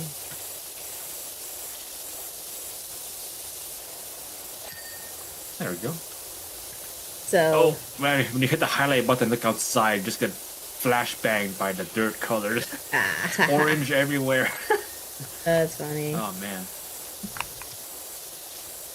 So I can't wait for, well, I guess I can, because I'm not done with the campaign in this game yet, but it's cool that they already announced a DLC for this game. Yeah, and they're gonna do more collabs. Yep. What was it, Adventure Time, I think it was? Yeah. Okay. Like, I saw it earlier and then I linked it, but I forgot what it was from. Yeah. That's a pretty popular show. I never really got into it. I don't know, it didn't interest me, but I'm still gonna get the DLC because it's more stuff to power wash. Yeah, I didn't watch and it. It looks whole, cool. I caught episodes here and there. I watched a couple episodes of Adventure Time, but it wasn't for me when I was younger. Yeah. Adventure Time has been out for a long time now, hasn't it? It's still ongoing? I'm not too sure. I forgot when it I think it first had like started. I remember it Adventure. had like some more mature spin-offs as well. I believe I had one of those. I remember seeing it, and there was no way that was normal Cartoon Network flair, even though it Oh had the no, same it's animation over. style. Oh, really? It started Okay. in 2010, ended in 2018. Oh, okay. I remember seeing that it had like a spin-off that was more mature, yet still looked exactly the same. I don't know. I just know I watched it when I was younger a little bit, but didn't care for it as much. Well, I'm definitely down to power wash in Adventure Time. More power washing. Can't go wrong with that. Yep. You just really need to finish the campaign. I don't even know what's my current progress.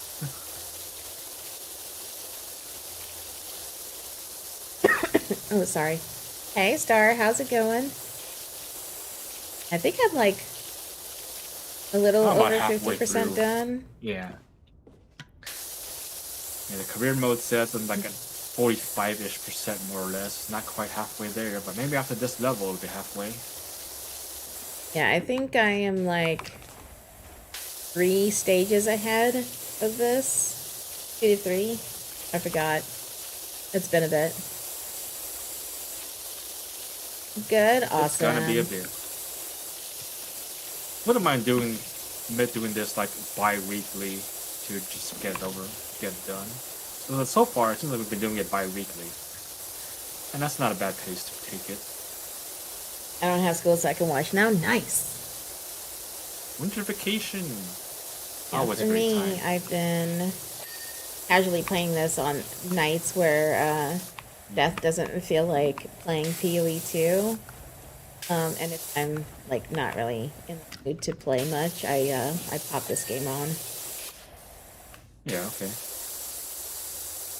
Like lately in the So far, one. evenings, I just haven't been in the mood to game much.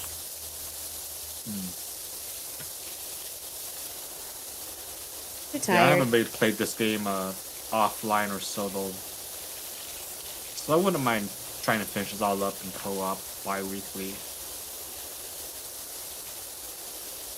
If you're up to continue doing every other Monday. Yeah, I'm totally down.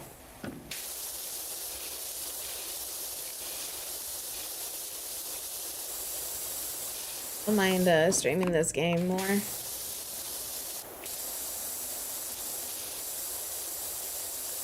I'm just hoping tomorrow I can finish up Little Witch in the Woods. I want to finish it before the But end of the year.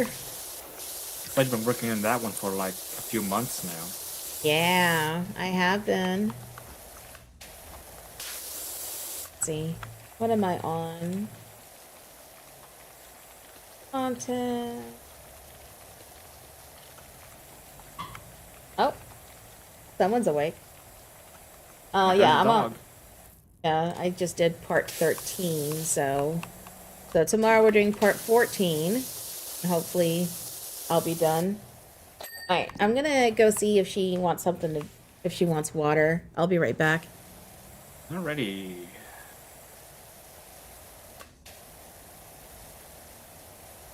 Wow, what the heck happened in this disco room? It's like a giant dirt bomb went off.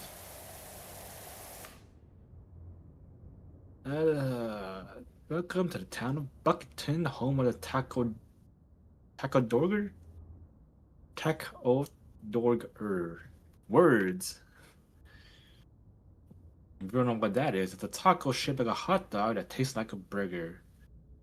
Traditionally served by a dog in Lederhosen, but that's not relevant to its name or the taste, or this job for that matter. Anyway, the reason you're here is that we've just had a huge win. For years now, local enterprises have been forced to use our old roller disco as a makeshift premises, but an anonymous benefactor has come through with a substantial donation. It means we can roll out into our brand new community hub and still have enough left over to clean this place up and restore it to its original purpose. Hmm. Didn't tell me how this place got dirty.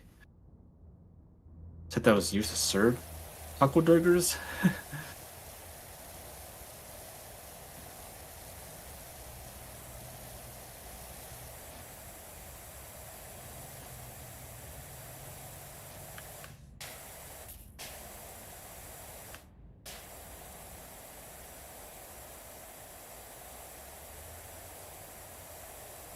Ugh, looking up to clean is gonna be a pain in the butt.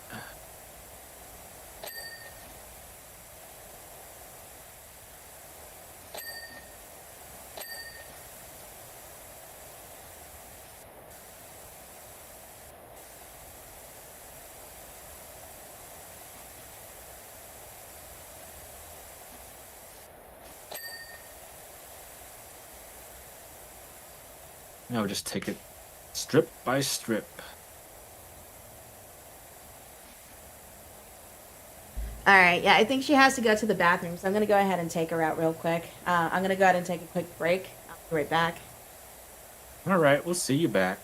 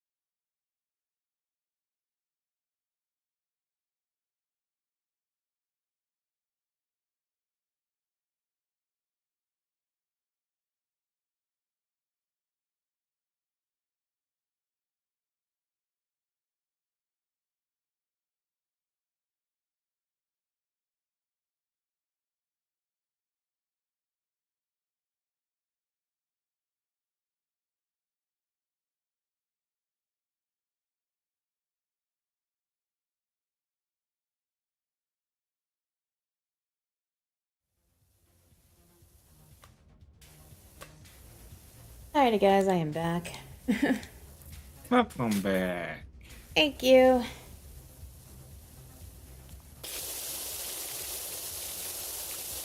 We went outside and she used the bathroom and I was like, oh, can I stay outside and play? And I'm like, no.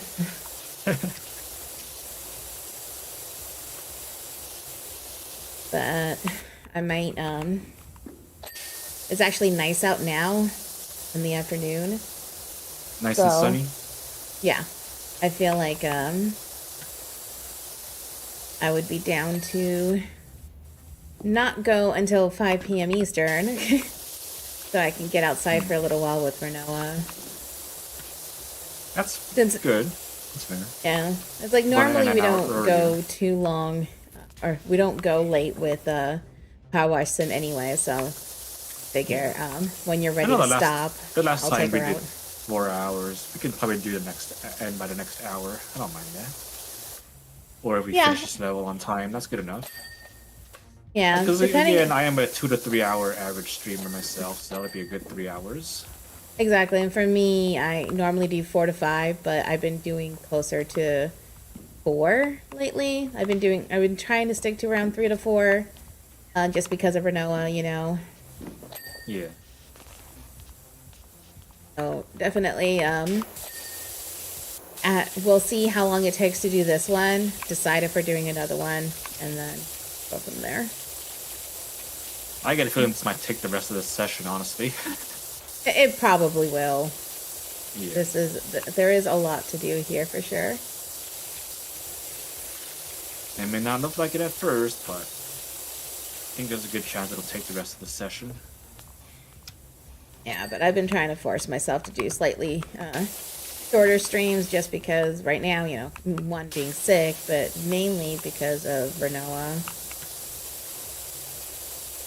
I've been wanting to spend time with her. Like, it's been nice. Like, I actually like being off my PC more often than not lately, just because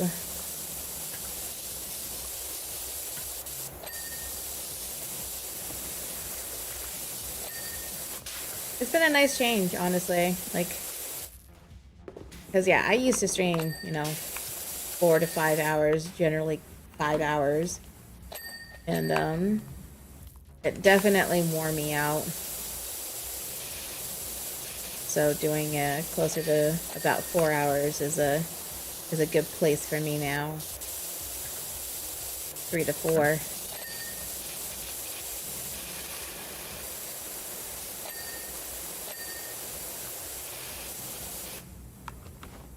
Because even though I always say oh, sorry. Definitely depends on how much you do it as your job to be when you feel like you're doing it too much, I guess. Yeah, and plus I do balance. a lot. I do a lot off stream too. That's the other thing. Yeah. Streaming is actually my chill time. Yeah, sometimes the off stream work is more work-ish than the live part for some people. When I go live, I get to chill and hang out. That's the fun part. After that, it's work. It's definitely work. Which is why I love streaming so much. But with Renoa, I've been wanting to spend more time away from my computer. I like being outside more, hanging out with her, and just doing other things, which is nice as well. Like, especially when spring comes, oh man, I'm gonna be outside way more. And when she's fully vaccinated, oh man, I'm gonna be walking so much. Spring's always a great time to be outside. Yeah.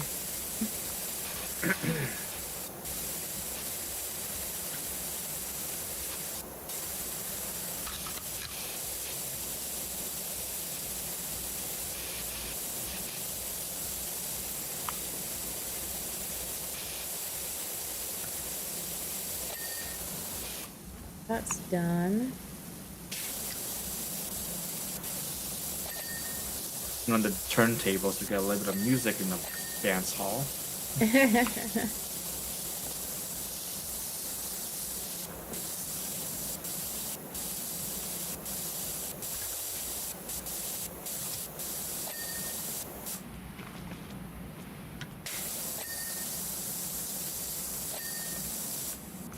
That's done. Oh, that's some graffiti. That's not gonna come off with your power washer without soap. Yeah, I definitely had to use soap for that stuff. The only time it becomes mandatory.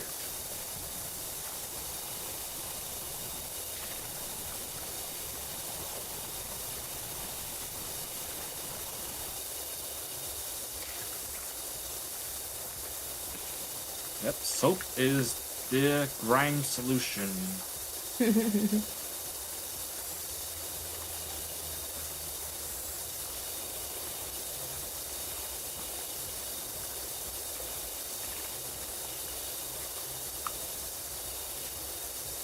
Yeah, removing soap types in the first game was definitely a good choice. Just one and all.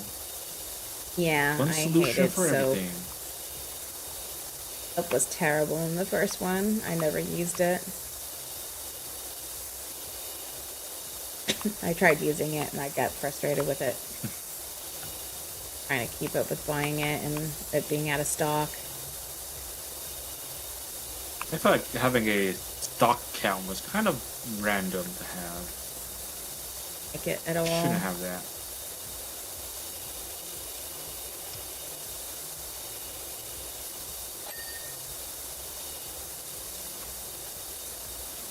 Yeah. Just so can't wait till Renault is fully vaccinated and leash trained. I'm gonna be out Oh, we more have a than cherry in. left and batter in the middle. Oh.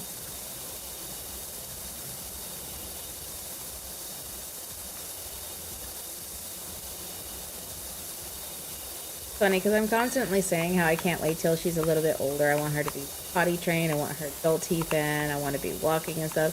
Like as much as I am, I can't wait for that stuff. The biggest reason why I've been spending more time with her, you know, is because I do want to enjoy her puppy time. But I also can't wait till she's a little older. I want her to be older. More life experience at the same time. Yeah.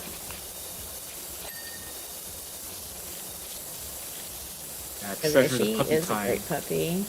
I complain, but she is a great puppy. She sounds a lot better than a lot of the dogs I've seen, so. Yeah, like even Death, he's raised a lot of puppies growing up because his mom works at a shelter and brings dogs. Hey, Lily Cat, how's it going? Meowdy, hello, Lily. So he has raised a lot of puppies, and even he says that Renault has been the easiest puppy ever that he's ever had. Yeah, he really is easy. She sounds pretty obedient and playful, which is a great combination. Yeah, she's very smart, playful, and she's learning. She's definitely learning. I'm doing great pretty today, good. Just chilling out and washing. Pretty much. While I'm trying to heal because I'm still a little bit sick. Yeah. It's been low energy for me. I'm on the threshold of feeling sick myself, but not quite there. As long as I'm careful, I can probably avoid actually being sick. Yeah. Definitely been low energy. That's max strength. Between being sick and, you know, having a puppy, it's been tiring, but good, but tiring.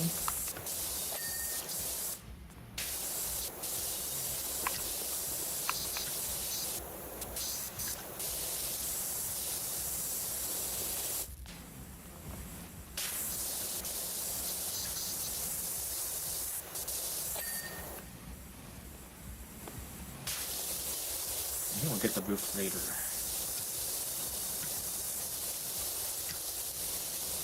Hey, Renella.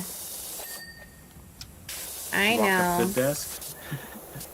Yeah, she's on my side, and she let out a small whine. She's like, "Can we play?" Don't worry, Renella. Give me another hour, and we will play. I promise.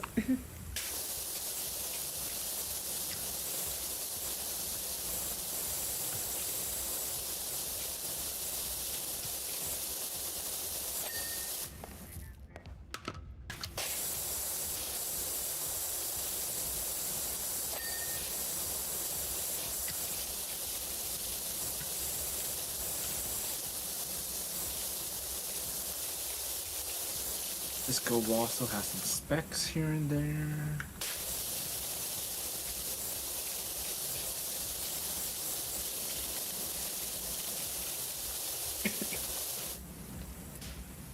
What's up, Renault? Are you thirsty? Is that it? Alright, let me see if she wants more water.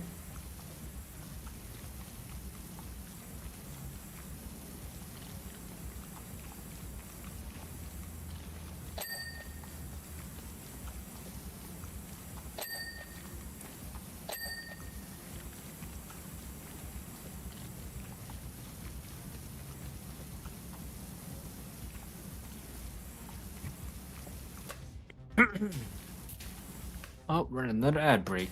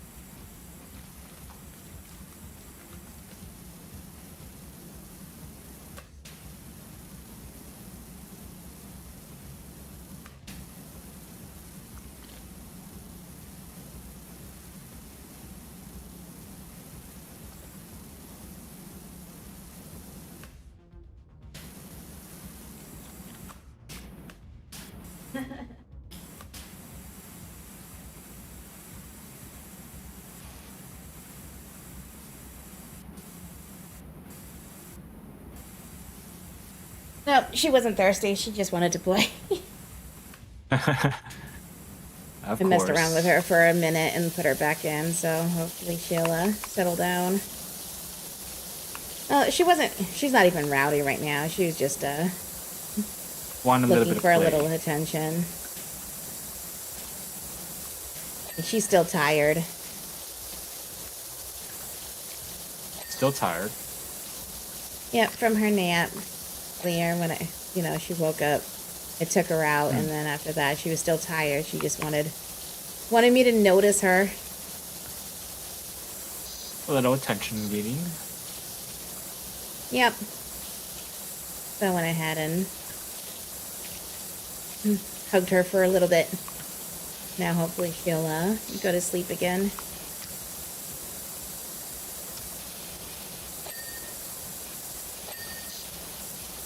Her ears are flipped back though. She hasn't figured out how to control her ears yet. They're upside down right now. That's a little funny.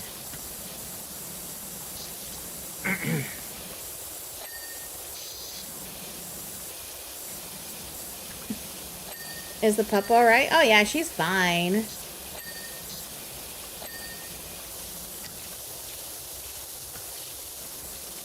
She just wants attention right now.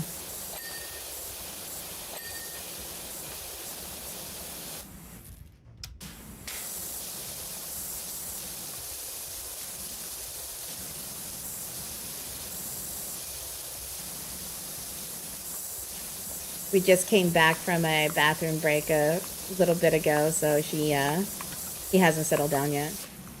Yeah, she's 3 months old. There we We've go. had her for just over a month now.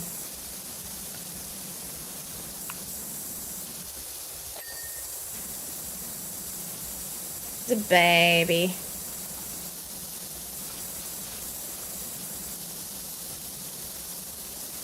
And when she is fully potty trained, then I won't be. I'll keep the crate door open so she can, she can entertain herself outside of the crate if she wants to. But right now, she's not fully potty trained yet. She's getting there though. She's mostly potty trained now, but not quite there. Like, whenever I'm not streaming, I let her out and about, because I can actually pay attention to make sure he's not trying to go to the bathroom. But while I'm streaming, I have her in the crate. Since I can't fully pay attention to her.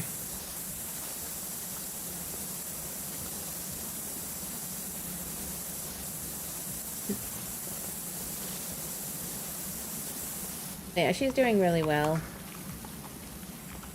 with her potty training.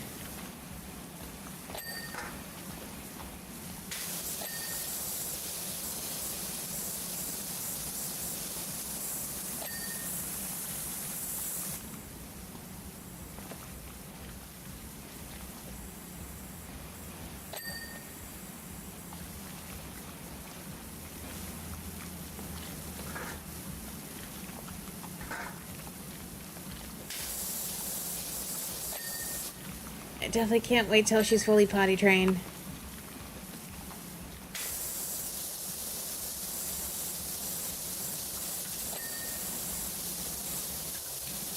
Getting there pretty quick though, so that's great. Yeah. I just need her to get a little bit older so she can hold her bladder better. That's all. That's all.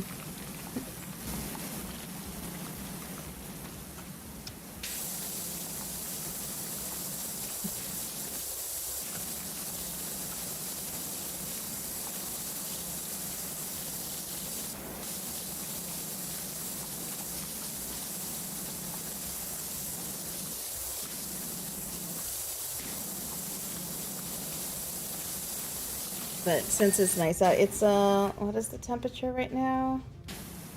Yeah, it's 51 degrees outside and sunny, so it's so nice. Want to be outside. It's a nice day. That's how my 6 a.m.s feel. Yeah. For us, our overnights is in the 30s right now. Yeah. But that's yeah, very it's cold. Yeah, but sitting outside in the sun with a sweater on right now is just so freaking good. That's toasty, comfortable. Mm-hmm. Like, ideally, my favorite temperature is 60s, but I am fine with 50s as long as it's sunny and not windy. I'd agree. 60s are comfortable. 60s are my favorite. Anything above that, and it's like, I'm getting warm.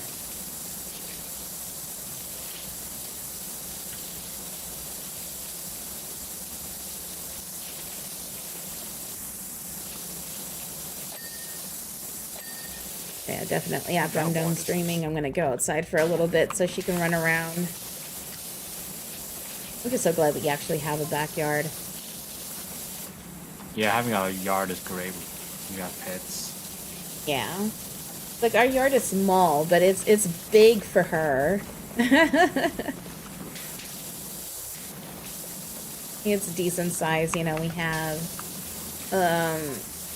like a backyard with some astroturf in it and some concrete and stuff, and you know, we have like 5 chairs out there with a grill and a decent area for her to run around. So it's like it's a good place, good backyard. Yeah, it's definitely good enough for a pet. It's not good enough for a corgi, mind you, but it's good enough for a little Havanese. Oh yeah, I know. He has a lot of room to run around.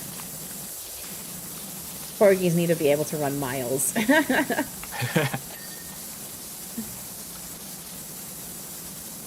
I feel like running back and forth in our backyard would not be fun for a corgi. They need like long stretches or something like that, right? Or just a decent area where they can run, like even in a circle, if they can run around, that's fine. But I'm like, they're herding dogs. They need space to run around.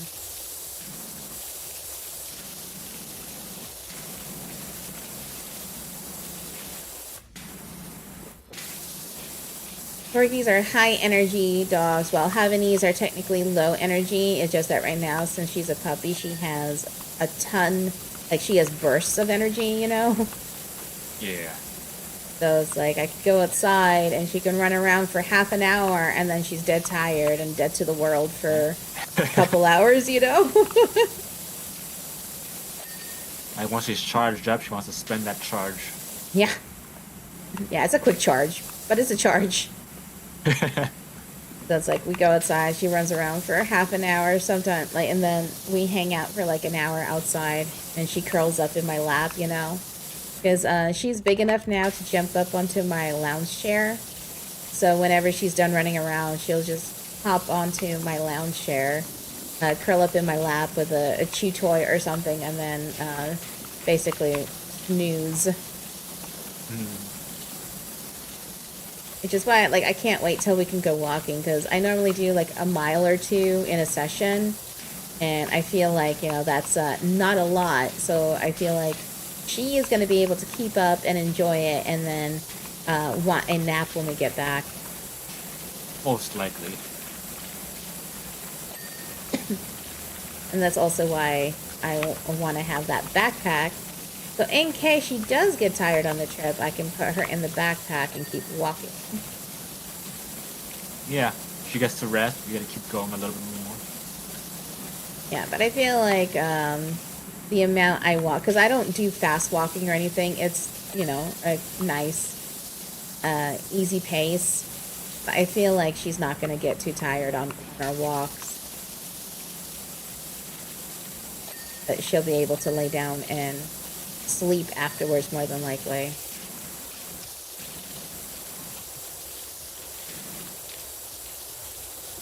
But it will be nice to have more company, because right now, you know, before we got her, I was going on walks with my neighbors. I have a few neighbors I walk with, which is great. And we were going like almost every day. So once she's able to come walking, I'm gonna start walking with them again, of course. But initially, I'm gonna just be walking around the block until she's used to walking, and then I'll kind of expand out. Gotta train her to walk on the leash better. Because right now we've been leash training in the backyard, and I've been walking back and forth with her. So basically, when she is walking with me from one end of the backyard to the other, she gets a treat right now.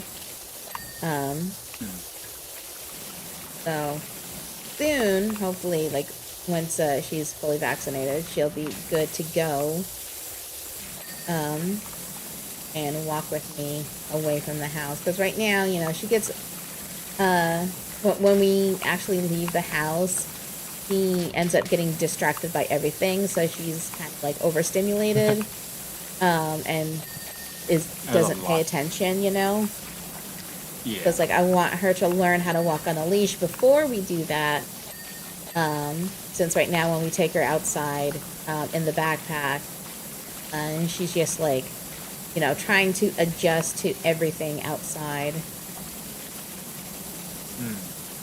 So if I can get her used to the leash, then it'll be easier when we start walking away from the house.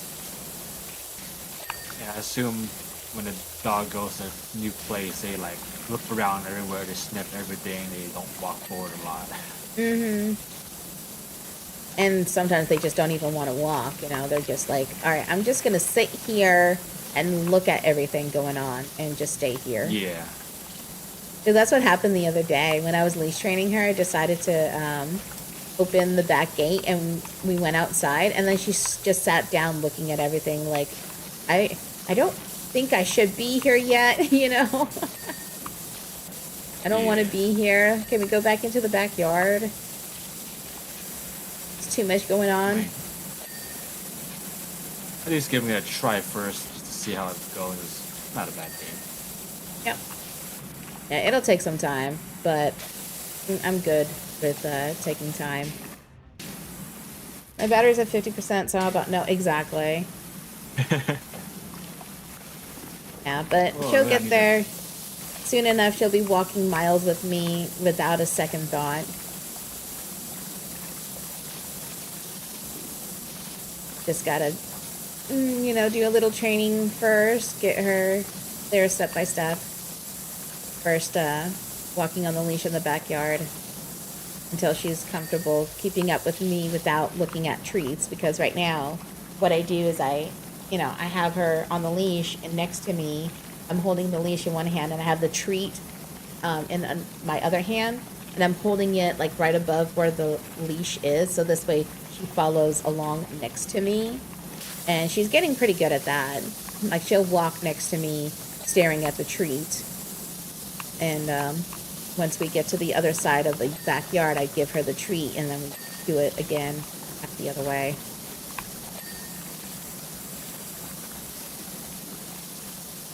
Because I definitely want her to learn to stay next to me while we're walking.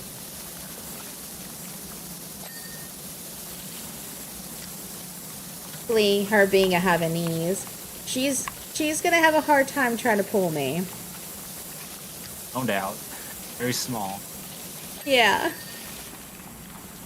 Because that's what she's been doing as well. Like, sometimes she's like, oh my god, I want this treat, so I'm just going to run to the other side of the yard and wait for you to bring me the treat. And, you know, it's like, nope, you're not getting a treat for that.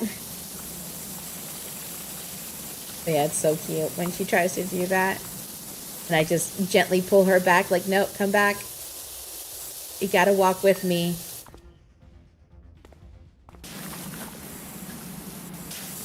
You walk with me, you get the treat.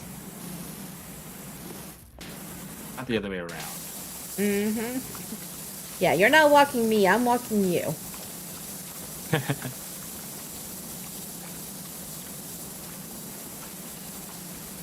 But yeah, she's just so smart, and she's because you know how they say when it comes to training, you only want to do it in short spurts, you know. So whenever we do the leash training, I only do it for like 5-10 minutes maximum, because they say, you know, roughly 5 to 10 minutes is a good point to try to train a dog, and it's just about consistency, of course. So we did it 2 days in a row so far. Today I'm not going to, since Beth had to go into the office and it wasn't warm enough for me to hang out outside today. So I didn't do it today, but tomorrow and the rest of the week is supposed to be a lot warmer. So tomorrow, if I can get outside with her for a little bit, because Beth doesn't have to go into the office. So I think tomorrow I'm going to do a little more leash training, another, you know, minute session.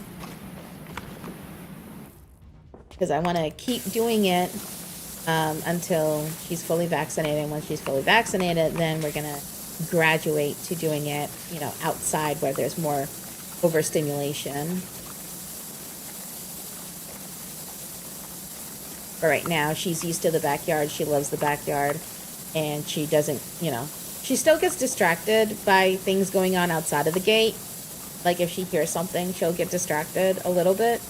But overall, she doesn't get scared or anything. The backyard is safe for her. So if she hears something she doesn't know, she doesn't get scared in the backyard right now, you know? Because she knows it can't get her in there. Like, initially when, like, the trash truck drove by, she ran and hid behind me, you know? But now she doesn't hide anymore behind me in the backyard. She perks up, like, what's going on? And then it's like, oh, okay, I'm fine. It's not coming here, you know? Yeah. So the backyard is safe now.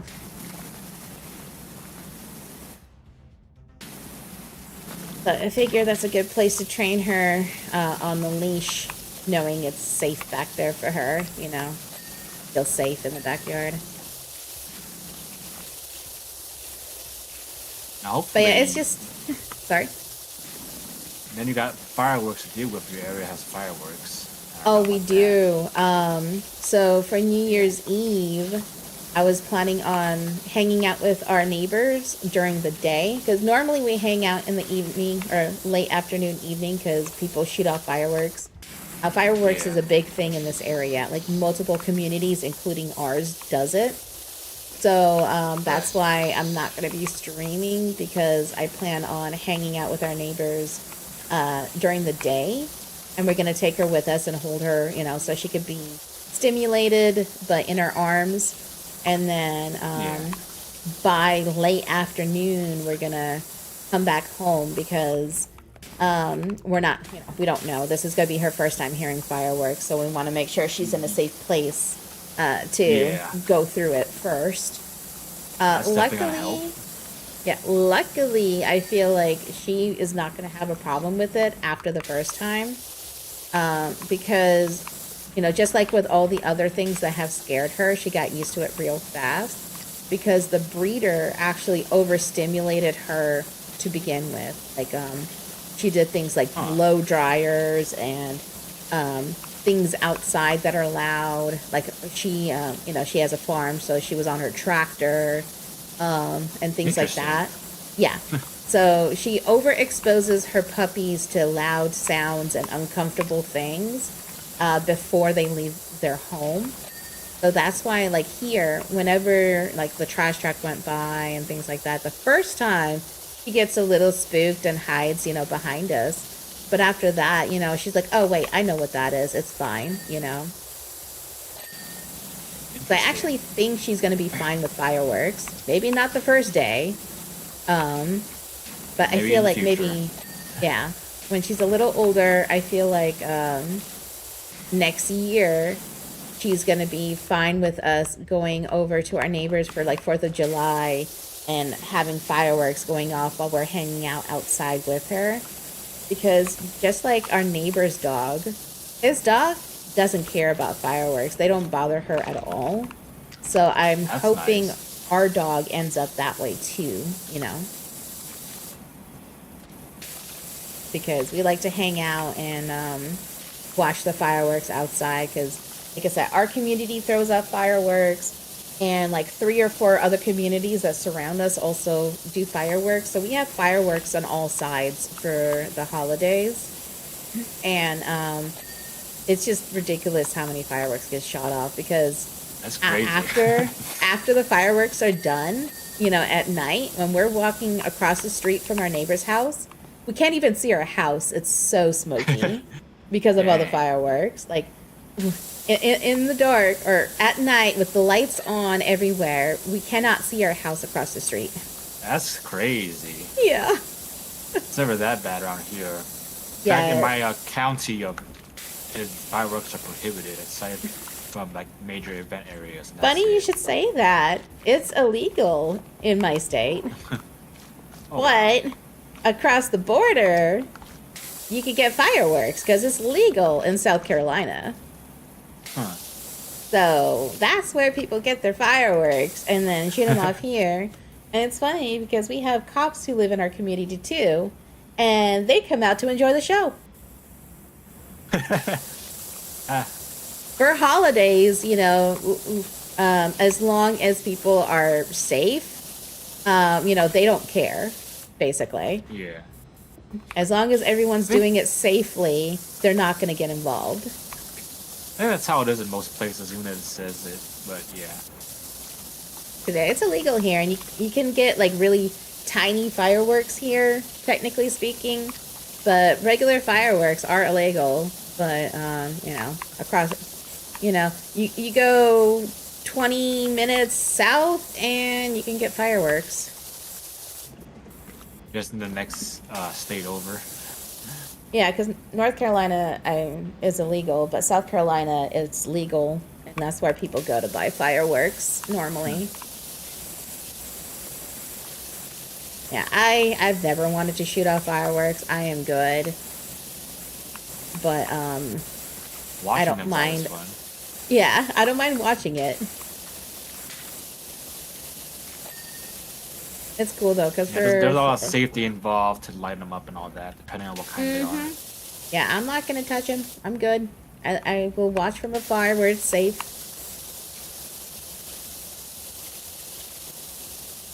So yeah, I'm hoping that Renoa gets used to the fireworks and stuff, so this way we can take her with us when we go hang out with our neighbors, and she'll be okay. But we'll see. We'll see how New Year's Eve goes. It'll be the first test of exposure to fireworks. Yeah. I feel like the first test might not go so well, but I feel like the next time it'll be better because she'll be older and things won't bother her as much. Because, you know, 4th of July, she's gonna be what, 10 months old. So she'll be, I feel like by 4th of July, she'll be fine with it. Probably. That's funny. The city I live in has banned consumer fireworks for 3 years now. Every single year, people have been ignoring it. Exactly. We're not gonna ignore that kind of law. Yeah. And like I said, in the state here, but it's all by county. yeah, it's illegal in our state.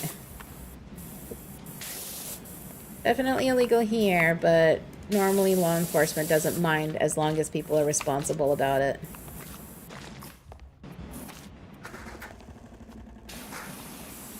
Because, yeah, like even at 4th of July, we actually had a community-sanctioned fireworks show this time.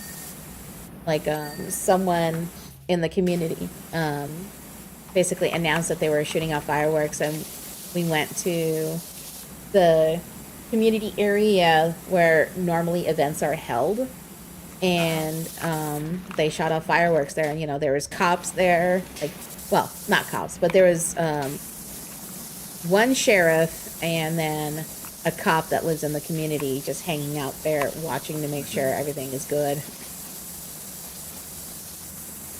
But, you know, they're not going to get involved unless it goes south. Besides that, no one's going to care. We don't have the people who set up the fireworks booths in our city or county, but nearby ones there do. But most of the fireworks that do go off during the events are usually from stadiums and event areas anyways, so no one really does do fireworks at home around here, so... Yeah, like here we have that as well. You know, we have fireworks events and stuff like that. Though those are obviously fine and sanctioned. Yeah. But yeah, it's technically illegal for residents to get fireworks and shoot them off. But like I said, at least in our area, cops don't care. They monitor to make sure everyone's being responsible. Yeah. Which is always fair. Also, thank you so much for the follow. I appreciate it. Hope you're doing well.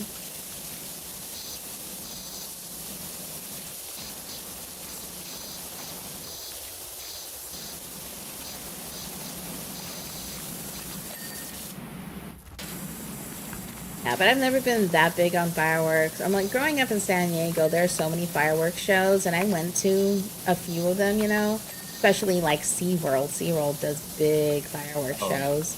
Amusement parks always do good big shows. So it's like, I enjoyed them, but for me, I mostly went just to hang out with friends. I don't really care about the fireworks. And I enjoyed seeing the ones at Disneyland when I was a kid. Uh-huh. I've never been big on fireworks, but I've always enjoyed getting together with friends just to have fun, hanging out, drinking, eating.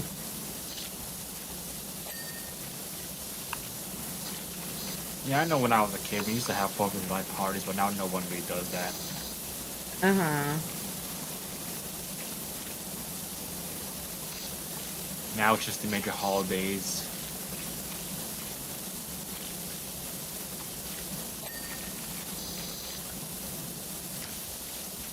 Yep.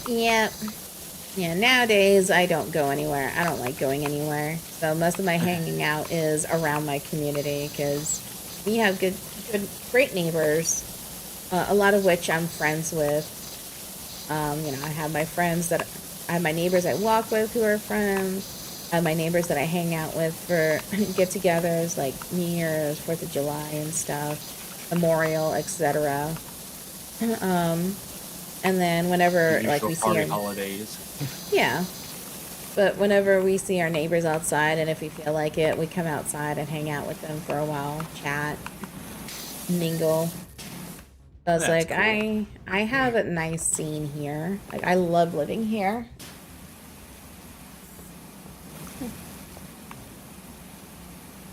what is it called? Yeah, I like living here too, but California's getting expensive and it's kind of hard. Yeah, and plus, California, or just like the West Coast in general, and all the big metropolitan areas, the big cities, most people are just like, they mind their own business. You don't really know your neighbors. You don't hang out and stuff. Everyone has their agenda that they're worried about and stuff. But in the South, it's like it's a completely different world. When we first moved to North Carolina, it took us a long time to adjust because we were not used to the fact that random people just stop and start talking to us about who knows what, and we're like, we have things to do, Yeah, but after a while, though, we got used to it. We slowed down because, growing up in the city, we were always go, go, go. But after a while here, we slowed down. We started enjoying the little things. We like hanging out, and whenever we go anywhere, if someone starts talking to us, we talk back. Like it's been nice. Yeah. I'm a mostly mind my own business kind of guy myself mostly. Yeah, because in Southern Cali, it's like if someone stops to talk to you, it's normally not good. I can agree with that. It's like in Southern Cali, it was just like if someone has to stop and talk to you, it's because they need something or something happened or something's going on. Like, it's like, I don't want to be involved in this. I'm going to mind my own business. But out here, it's like you go to like a little event thing. You go to the grocery store, anywhere you go, and people are like, hey, what's up? And you guys can talk for like an hour, even though you had things you were doing prior that didn't involve that person. And it's like, okay, cool. Like yesterday we went to the lake nearby to take Renoa out, in the backpack. And we ran into a lady who was walking her dog who lived in that community where we were that had the lake. And we talked for like a good 20 minutes, Yeah,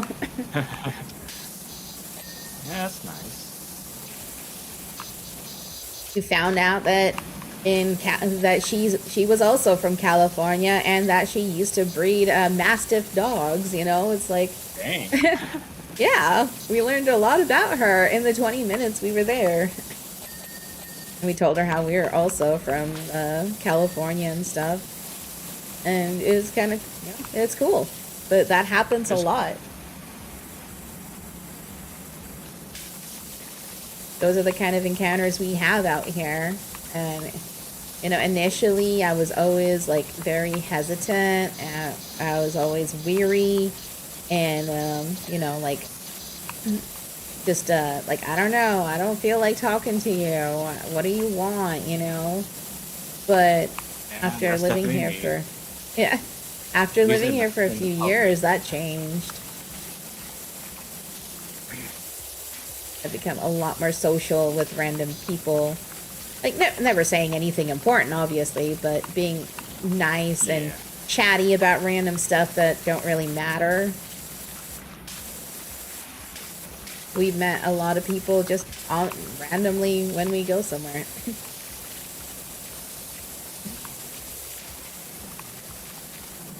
The South is definitely a different culture.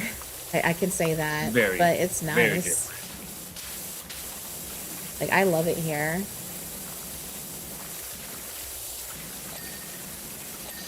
Such a better atmosphere. Like, I love that everything slows down a bit.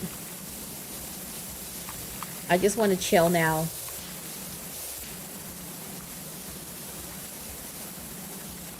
I don't see my family leaving California anywhere. They love it here. They have the friends here. They like how multicultural this place is too. Can't really say about many states. That is one thing I miss. Being social. God no. Good God no. Yeah. That's one thing I do miss about San Diego. In San Diego, there is a huge Hungarian community. Huge. I And knew there are a lot so of many. communities in California. It's crazy. Yeah. I knew so many Hungarians. When my family first moved to San Diego, I actually, one of my childhood friends, like someone I grew up with since I was like 3 years old, was Hungarian. And she and I were really good friends. Our families were good friends, and we were always hanging out while growing up. Like, once she and I kind of grew up and went to high school, though, we kind of grew apart. But growing up, we grew up together, Oh no, I got the bug. I can't put the. Oh no. Hey, you want a gnome? Can you take it from me? I can't. I don't even see a gnome. Yeah. You're not holding anything on my See? side. I got the gnome Oh bug no. again. Uh-oh. Whee! Oh, I see The the outline gnome. of it, but yeah. Yeah, but watch, I can fly with the gnome again. Whee! Again. Yeah. Oh boy. Alright, you All can right. reconnect and all that. Should fix it. Yeah, I forgot how to disconnect though.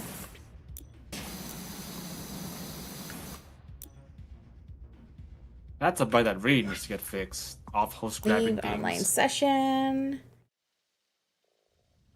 All right, go ahead and invite me back in. Ready?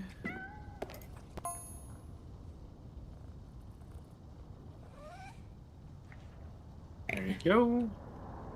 But that is one thing I do miss about San Diego is the culture. There's a lot of culture.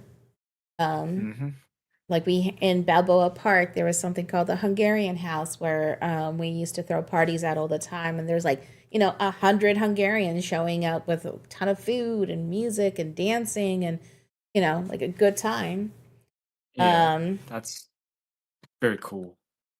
Living out here, I've run into two Hungarians. Period in the 15, 14 years I've lived here.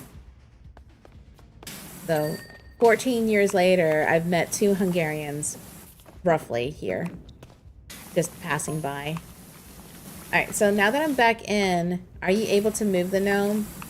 It's like, Yeah, it was I on see the table, right? Yeah, right here. It's a white globe for me, so it's not there anymore. Huh, okay. That's Like fine. the outline of it is there, saying that it's probably picked up, but Yeah, yeah, I there's no I see the direct- white outline too. So it's gone now. So it's technically not there. Alright. Yeah, Like for me, I again, your still way see the this white time. one. When we went to have some vacation time in California many years ago, San Diego was my favorite city. We also went to LA and San Fran. Yeah, I miss San Diego. I really do. For the culture and other things like that. For the food variety. I miss all that. But I wouldn't want to live there again, honestly. As much as I miss it, I'm happy I don't live there, you know? Because I grew up in San Diego. We were there I was, from 2 years old until 23, roughly. So I spent most of my life in San Diego. And then Hubs and I moved here in North Carolina after that. I'm here for 15 years. And I've been to LA. I've been to LA multiple times. Not really a fan.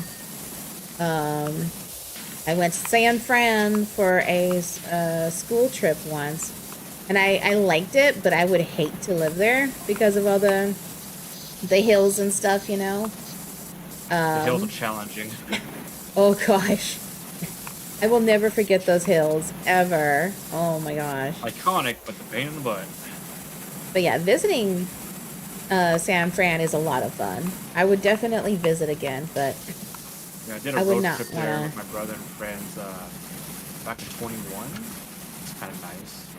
I am from Sweden. Might you explain why you moved here? So, Beth got a promotion. My husband and he had to come to North Carolina to open, or not open, but to start his department. So we switched locations, and he was supposed to come out here for a year to start up his department. But we ended up staying because a couple months after we got here, another company poached him and offered him double his salary. So we took that in a heartbeat, and we've been here since then, and he's been with the same company since then. Like, I'm sorry, but it's like a company that wants you to do the work that you enjoy for twice the salary. You really can't pass that up, you know?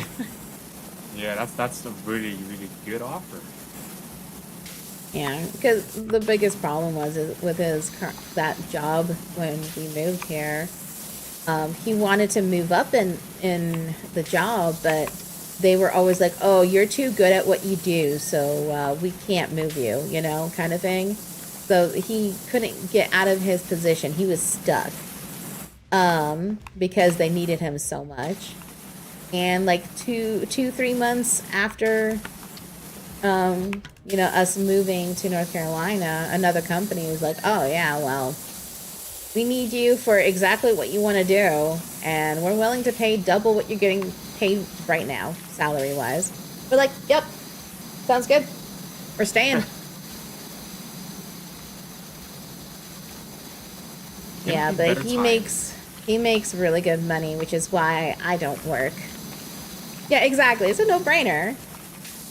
We weren't really planning on moving back to San Diego after anyway, because when we moved here, it was a double promotion. He got a bump in pay, and also the cost of living is far cheaper in North Carolina than it is in San Diego. So we're like, yeah, we were gonna aim to stay anyway, but then the other company wanting him basically solidified us staying, you know. But yeah, he's always, you know, done well, which is why after we started dating, I actually quit my job while I was in college, because when we met in college, and basically I was working from 6 a.m. to 2 p.m. or 3 p.m., something like that. And then after that, we went to school from about 5 p.m. until midnight, basically. So we didn't get to hang out much in between work and school, because, you know, he was working, schooling and stuff. So, because he was making good money, and, you know, even though we were dating, we already knew we were staying together, he told me to just go ahead and quit my job, and I did. And ever since then, I got, like, once in a while, I got a job temporarily just because I wanted a job. But for the most part, ever since then, I stopped working.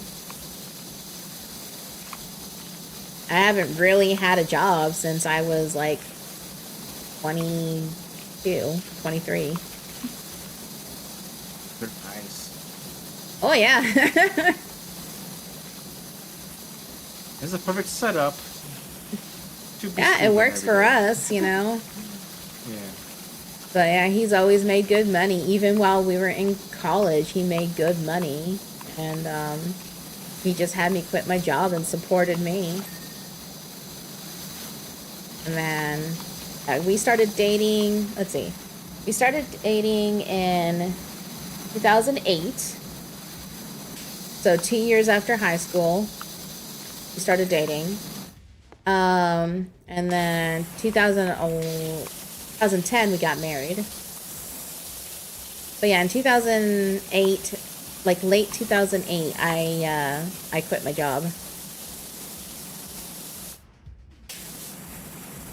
I need to work, otherwise I will just perish in my computer chair. I am doing my best to make sure my husband can be a stay-at-home hubby. He cannot yet, but someday. Oh, that's awesome.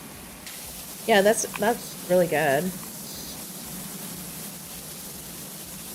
Yeah, for me, I've honestly always been happy being a, what is it called? A homemaker, I guess is the word. Because I'm not a stay-at-home mom or anything. I don't have kids. We don't have kids. But I'm a homemaker. I deal with all the chores. I handle all of our finances and stuff like that. So this way, the only thing Jeff has to worry about is working and chilling. Like, he doesn't have to worry about anything else but working and chilling. I handle everything else. And then, of course, I'm a full-time content creator. Stay at home with puppy. Yeah, I'm a puppy mom. What is it? Fur mom? Fur baby mom? Something like that. Yeah. But yeah, I'm a mommy now too. Just a fur baby. I got a fur baby.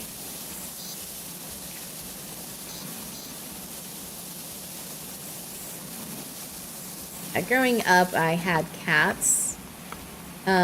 This is my first dog. She is my first dog.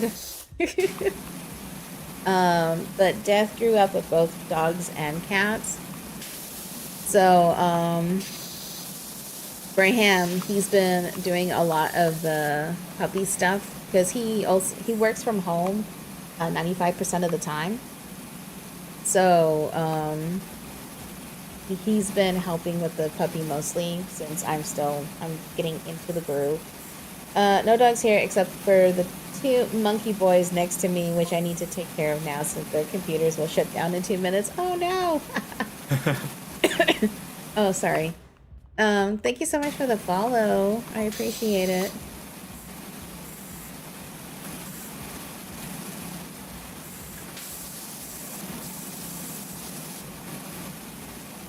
Take care and happy gaming. Likewise, it was nice to meet you. Hope you have a good rest of your day. I need that lift for the top portion. Yeah.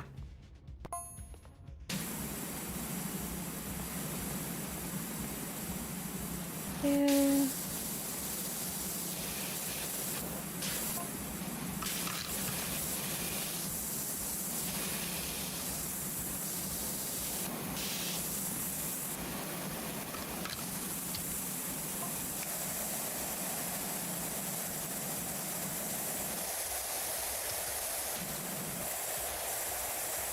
Yeah, but we do really have a nice love story, honestly.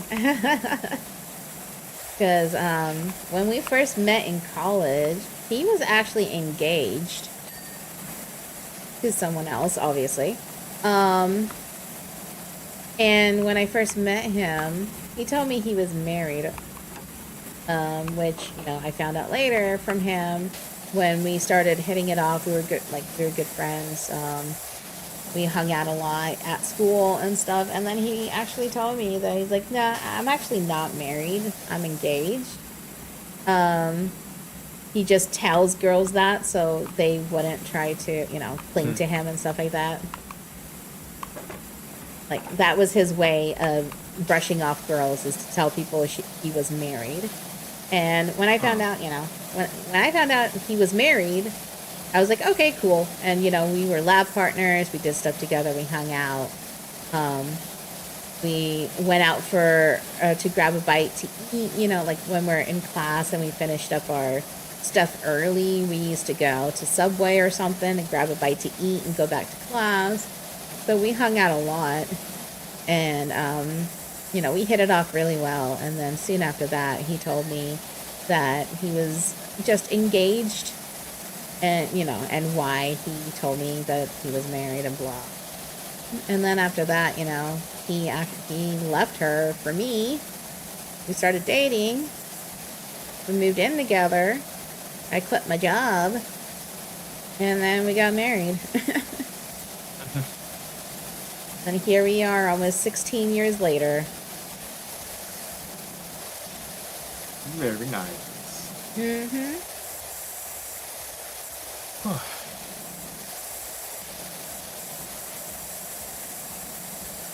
think we just have roofs left. That's a lot of roofs to clean. Yeah. And I've got a little bit of flooring over here still. But Oh, I missed a floor? Oh, No, I in didn't here, clean the floor okay. over here. Okay. I was like, what? I thought I got it all. I think... Wait. Entrance floor. This one. I didn't get. There it is.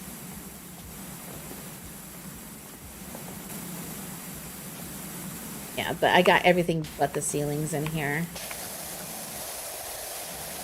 Hey Vic, it's going. What did you end up eating? Welcome back, Vic. Yeah. Vic, I was talking about my life story about how my husband and I met. That's what happened just a bit ago. Essentially. My love story.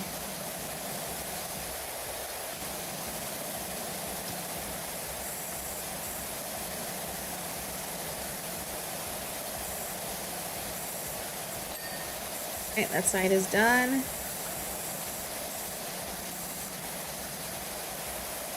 Okay, gaming's good. We're just working on this disco roller rink place thing. While chatting about random topics.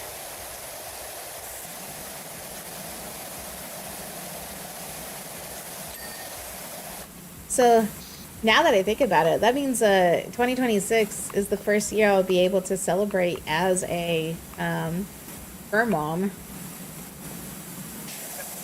Because, you know, I've never been a mother before.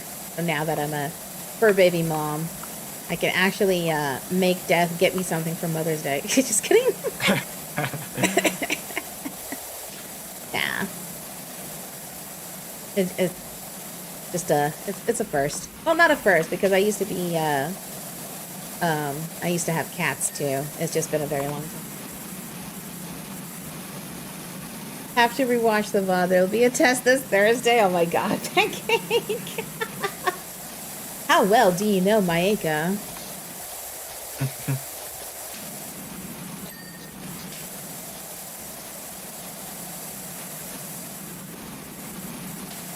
But ever since Death and I have been together, you know, was it 16 years? 17? Yeah, we've been together for like 17 years. Ever since we were together, we never had pets before because you know, him being allergic, I didn't really want to get pets, even though I wanted cats. Plus, you know, when we first got together, we moved apartments constantly, and didn't want to spend the money on pet rent and other things like that. And like I said, allergies for him. So this is the first time since we've been together that we have a pet together. But before him, I had multiple cats. I've had mice. I've had birds. Of course, I've had fish. So, I've had quite a few animals. But, it's nice that we finally have a puppy together. Even though I wanted cats, I feel like having a dog makes more sense, especially with me getting more active, along with the fact that we did go with a hypoallergenic dog for him, and also a low energy dog for me. It's the perfect fit. It is. Alright, so I need to do the bench.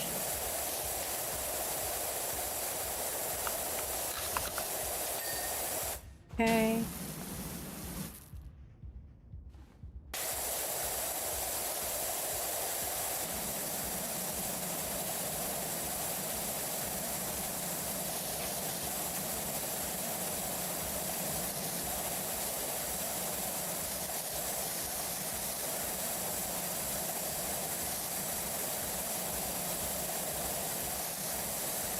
Where's the dirt?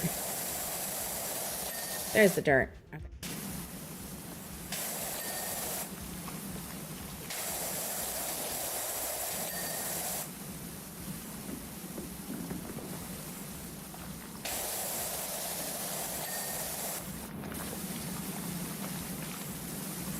Okay. Right now, I think I'm done in here.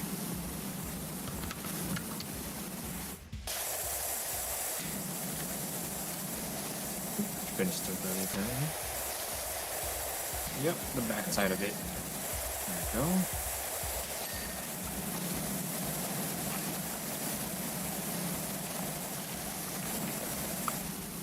Stuck. Let me be free.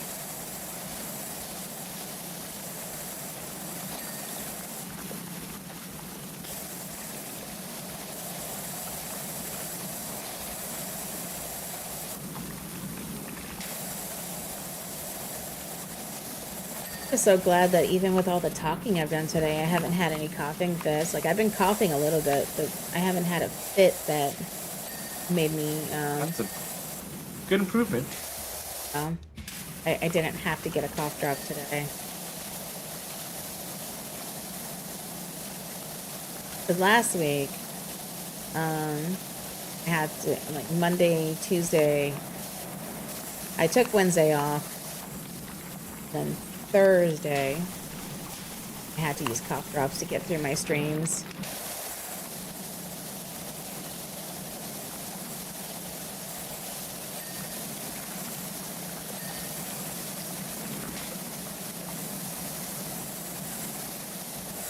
It's still dirty on this chair. Oh, the top part.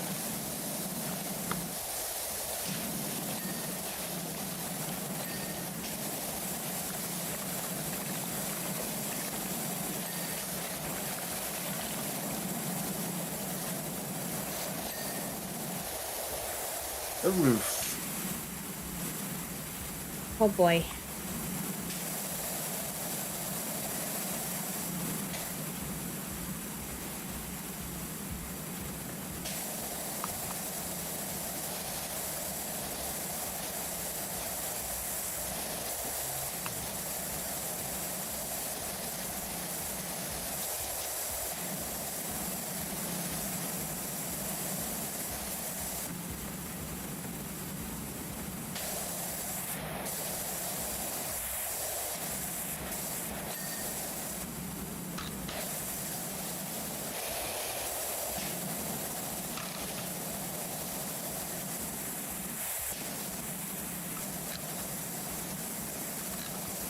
On, get the trim.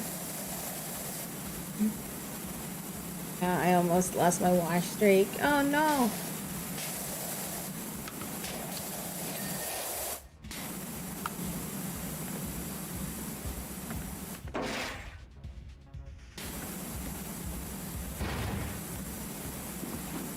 Right. I hear the chair lift. Yeah, I was trying to use it, but I don't think I really need it. Got good reach.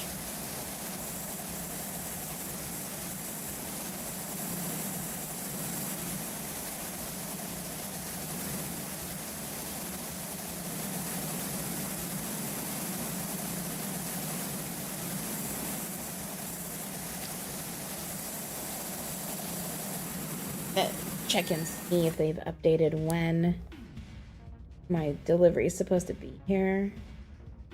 I like how generous the auto clear of these things are sometimes. Mm-hmm. You don't have to get all the little specs, but just get all the most of it, and you're good. 92%.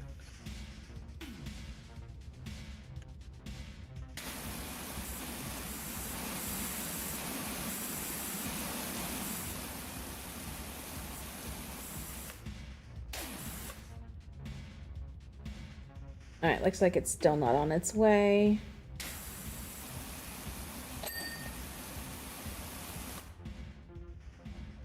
To make sure. Who knows, I might be done streaming before it gets here. Huh. At this I rate. don't have to worry about it. Yeah. Yeah, I have to keep track because I have to sign for this delivery. Oh, you yeah, know, it's that's a unfortunate. prescription. I have to go sign for it. So I have my camera up on my tablet right now next to me so I can see when someone's approaching before the, you know, it dings telling me someone's here. Ah. Since I'm streaming and I have to get downstairs, I like to be prepared to be ready to go downstairs by the time they make it to my door. That's good. That's good.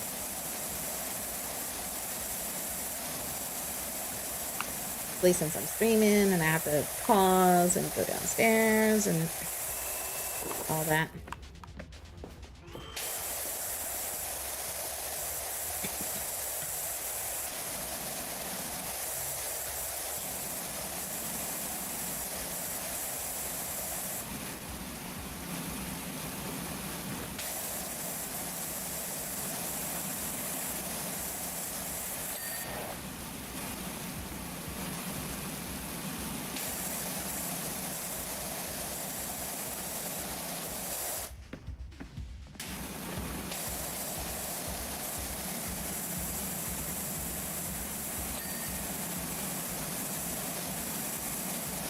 Why is this still dirty on the trim? There it is. Okay.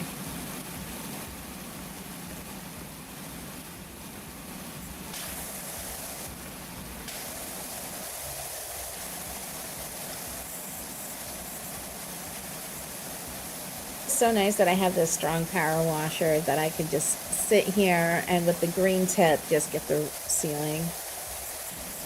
Yeah, it's very nice. Upgrades, powerful, especially when you gotta cover long distances like this. Yep. I'm in a second tier of washers myself at the moment. Got all the parts for them. Coming in handy though for the longer Yeah, so do reach and I. more power. I have the second tier of the urban one and the longest stick. Yes. And what do we gotta use to clean these roofs so high up?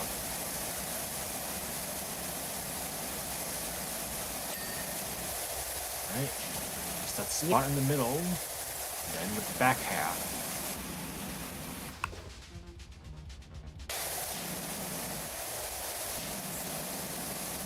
I'm just running the adaptive nozzle so I can easily change the size. Yeah, I'm just using the green one right now since it's still a decent area and is stronger than the white one.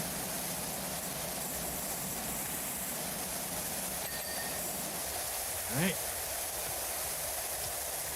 Now for the center.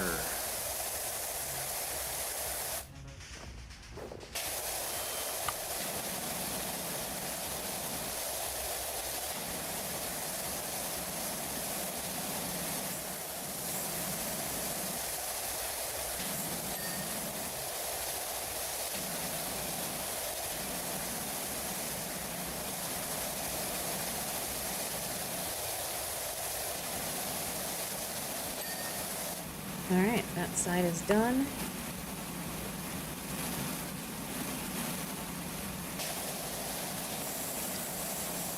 Hopefully this is it and we didn't miss any more specs.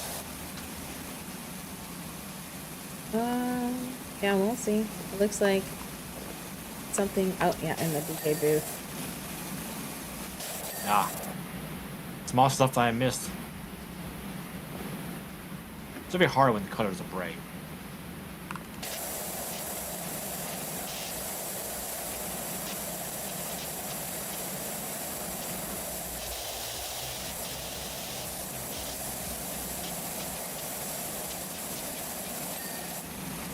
It's done.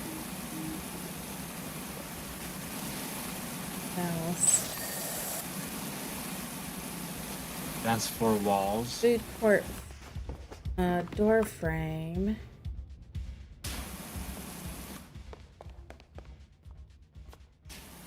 Oh, this. Okay, I missed it.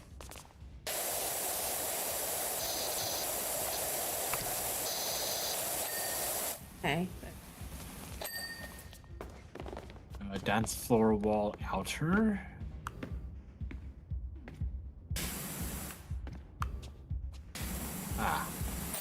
This next Cool. time we're done. We did Yippee. Oh, Nice. Oh. and right on time. I am hungry and I'm tired. Yeah, I'm exhausted. That was a long one. Mm-hmm. And Renault is still passed out, so that's perfect. We can stop right here, and I can get her Yeah. up in a little bit and take her outside since it's still Get your sunny walk while you can. It's not really sunny anymore, but it's Oh. It's still good out. warm enough. Yeah, it's 51 degrees. I could do that. But it is a little bit cloudy now. Yeah.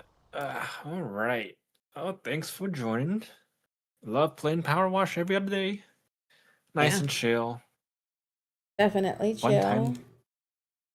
A fun old time hanging out. Always. Let's see who's All currently right. live right now. I can go say hi. Who can we join right into today? Yes.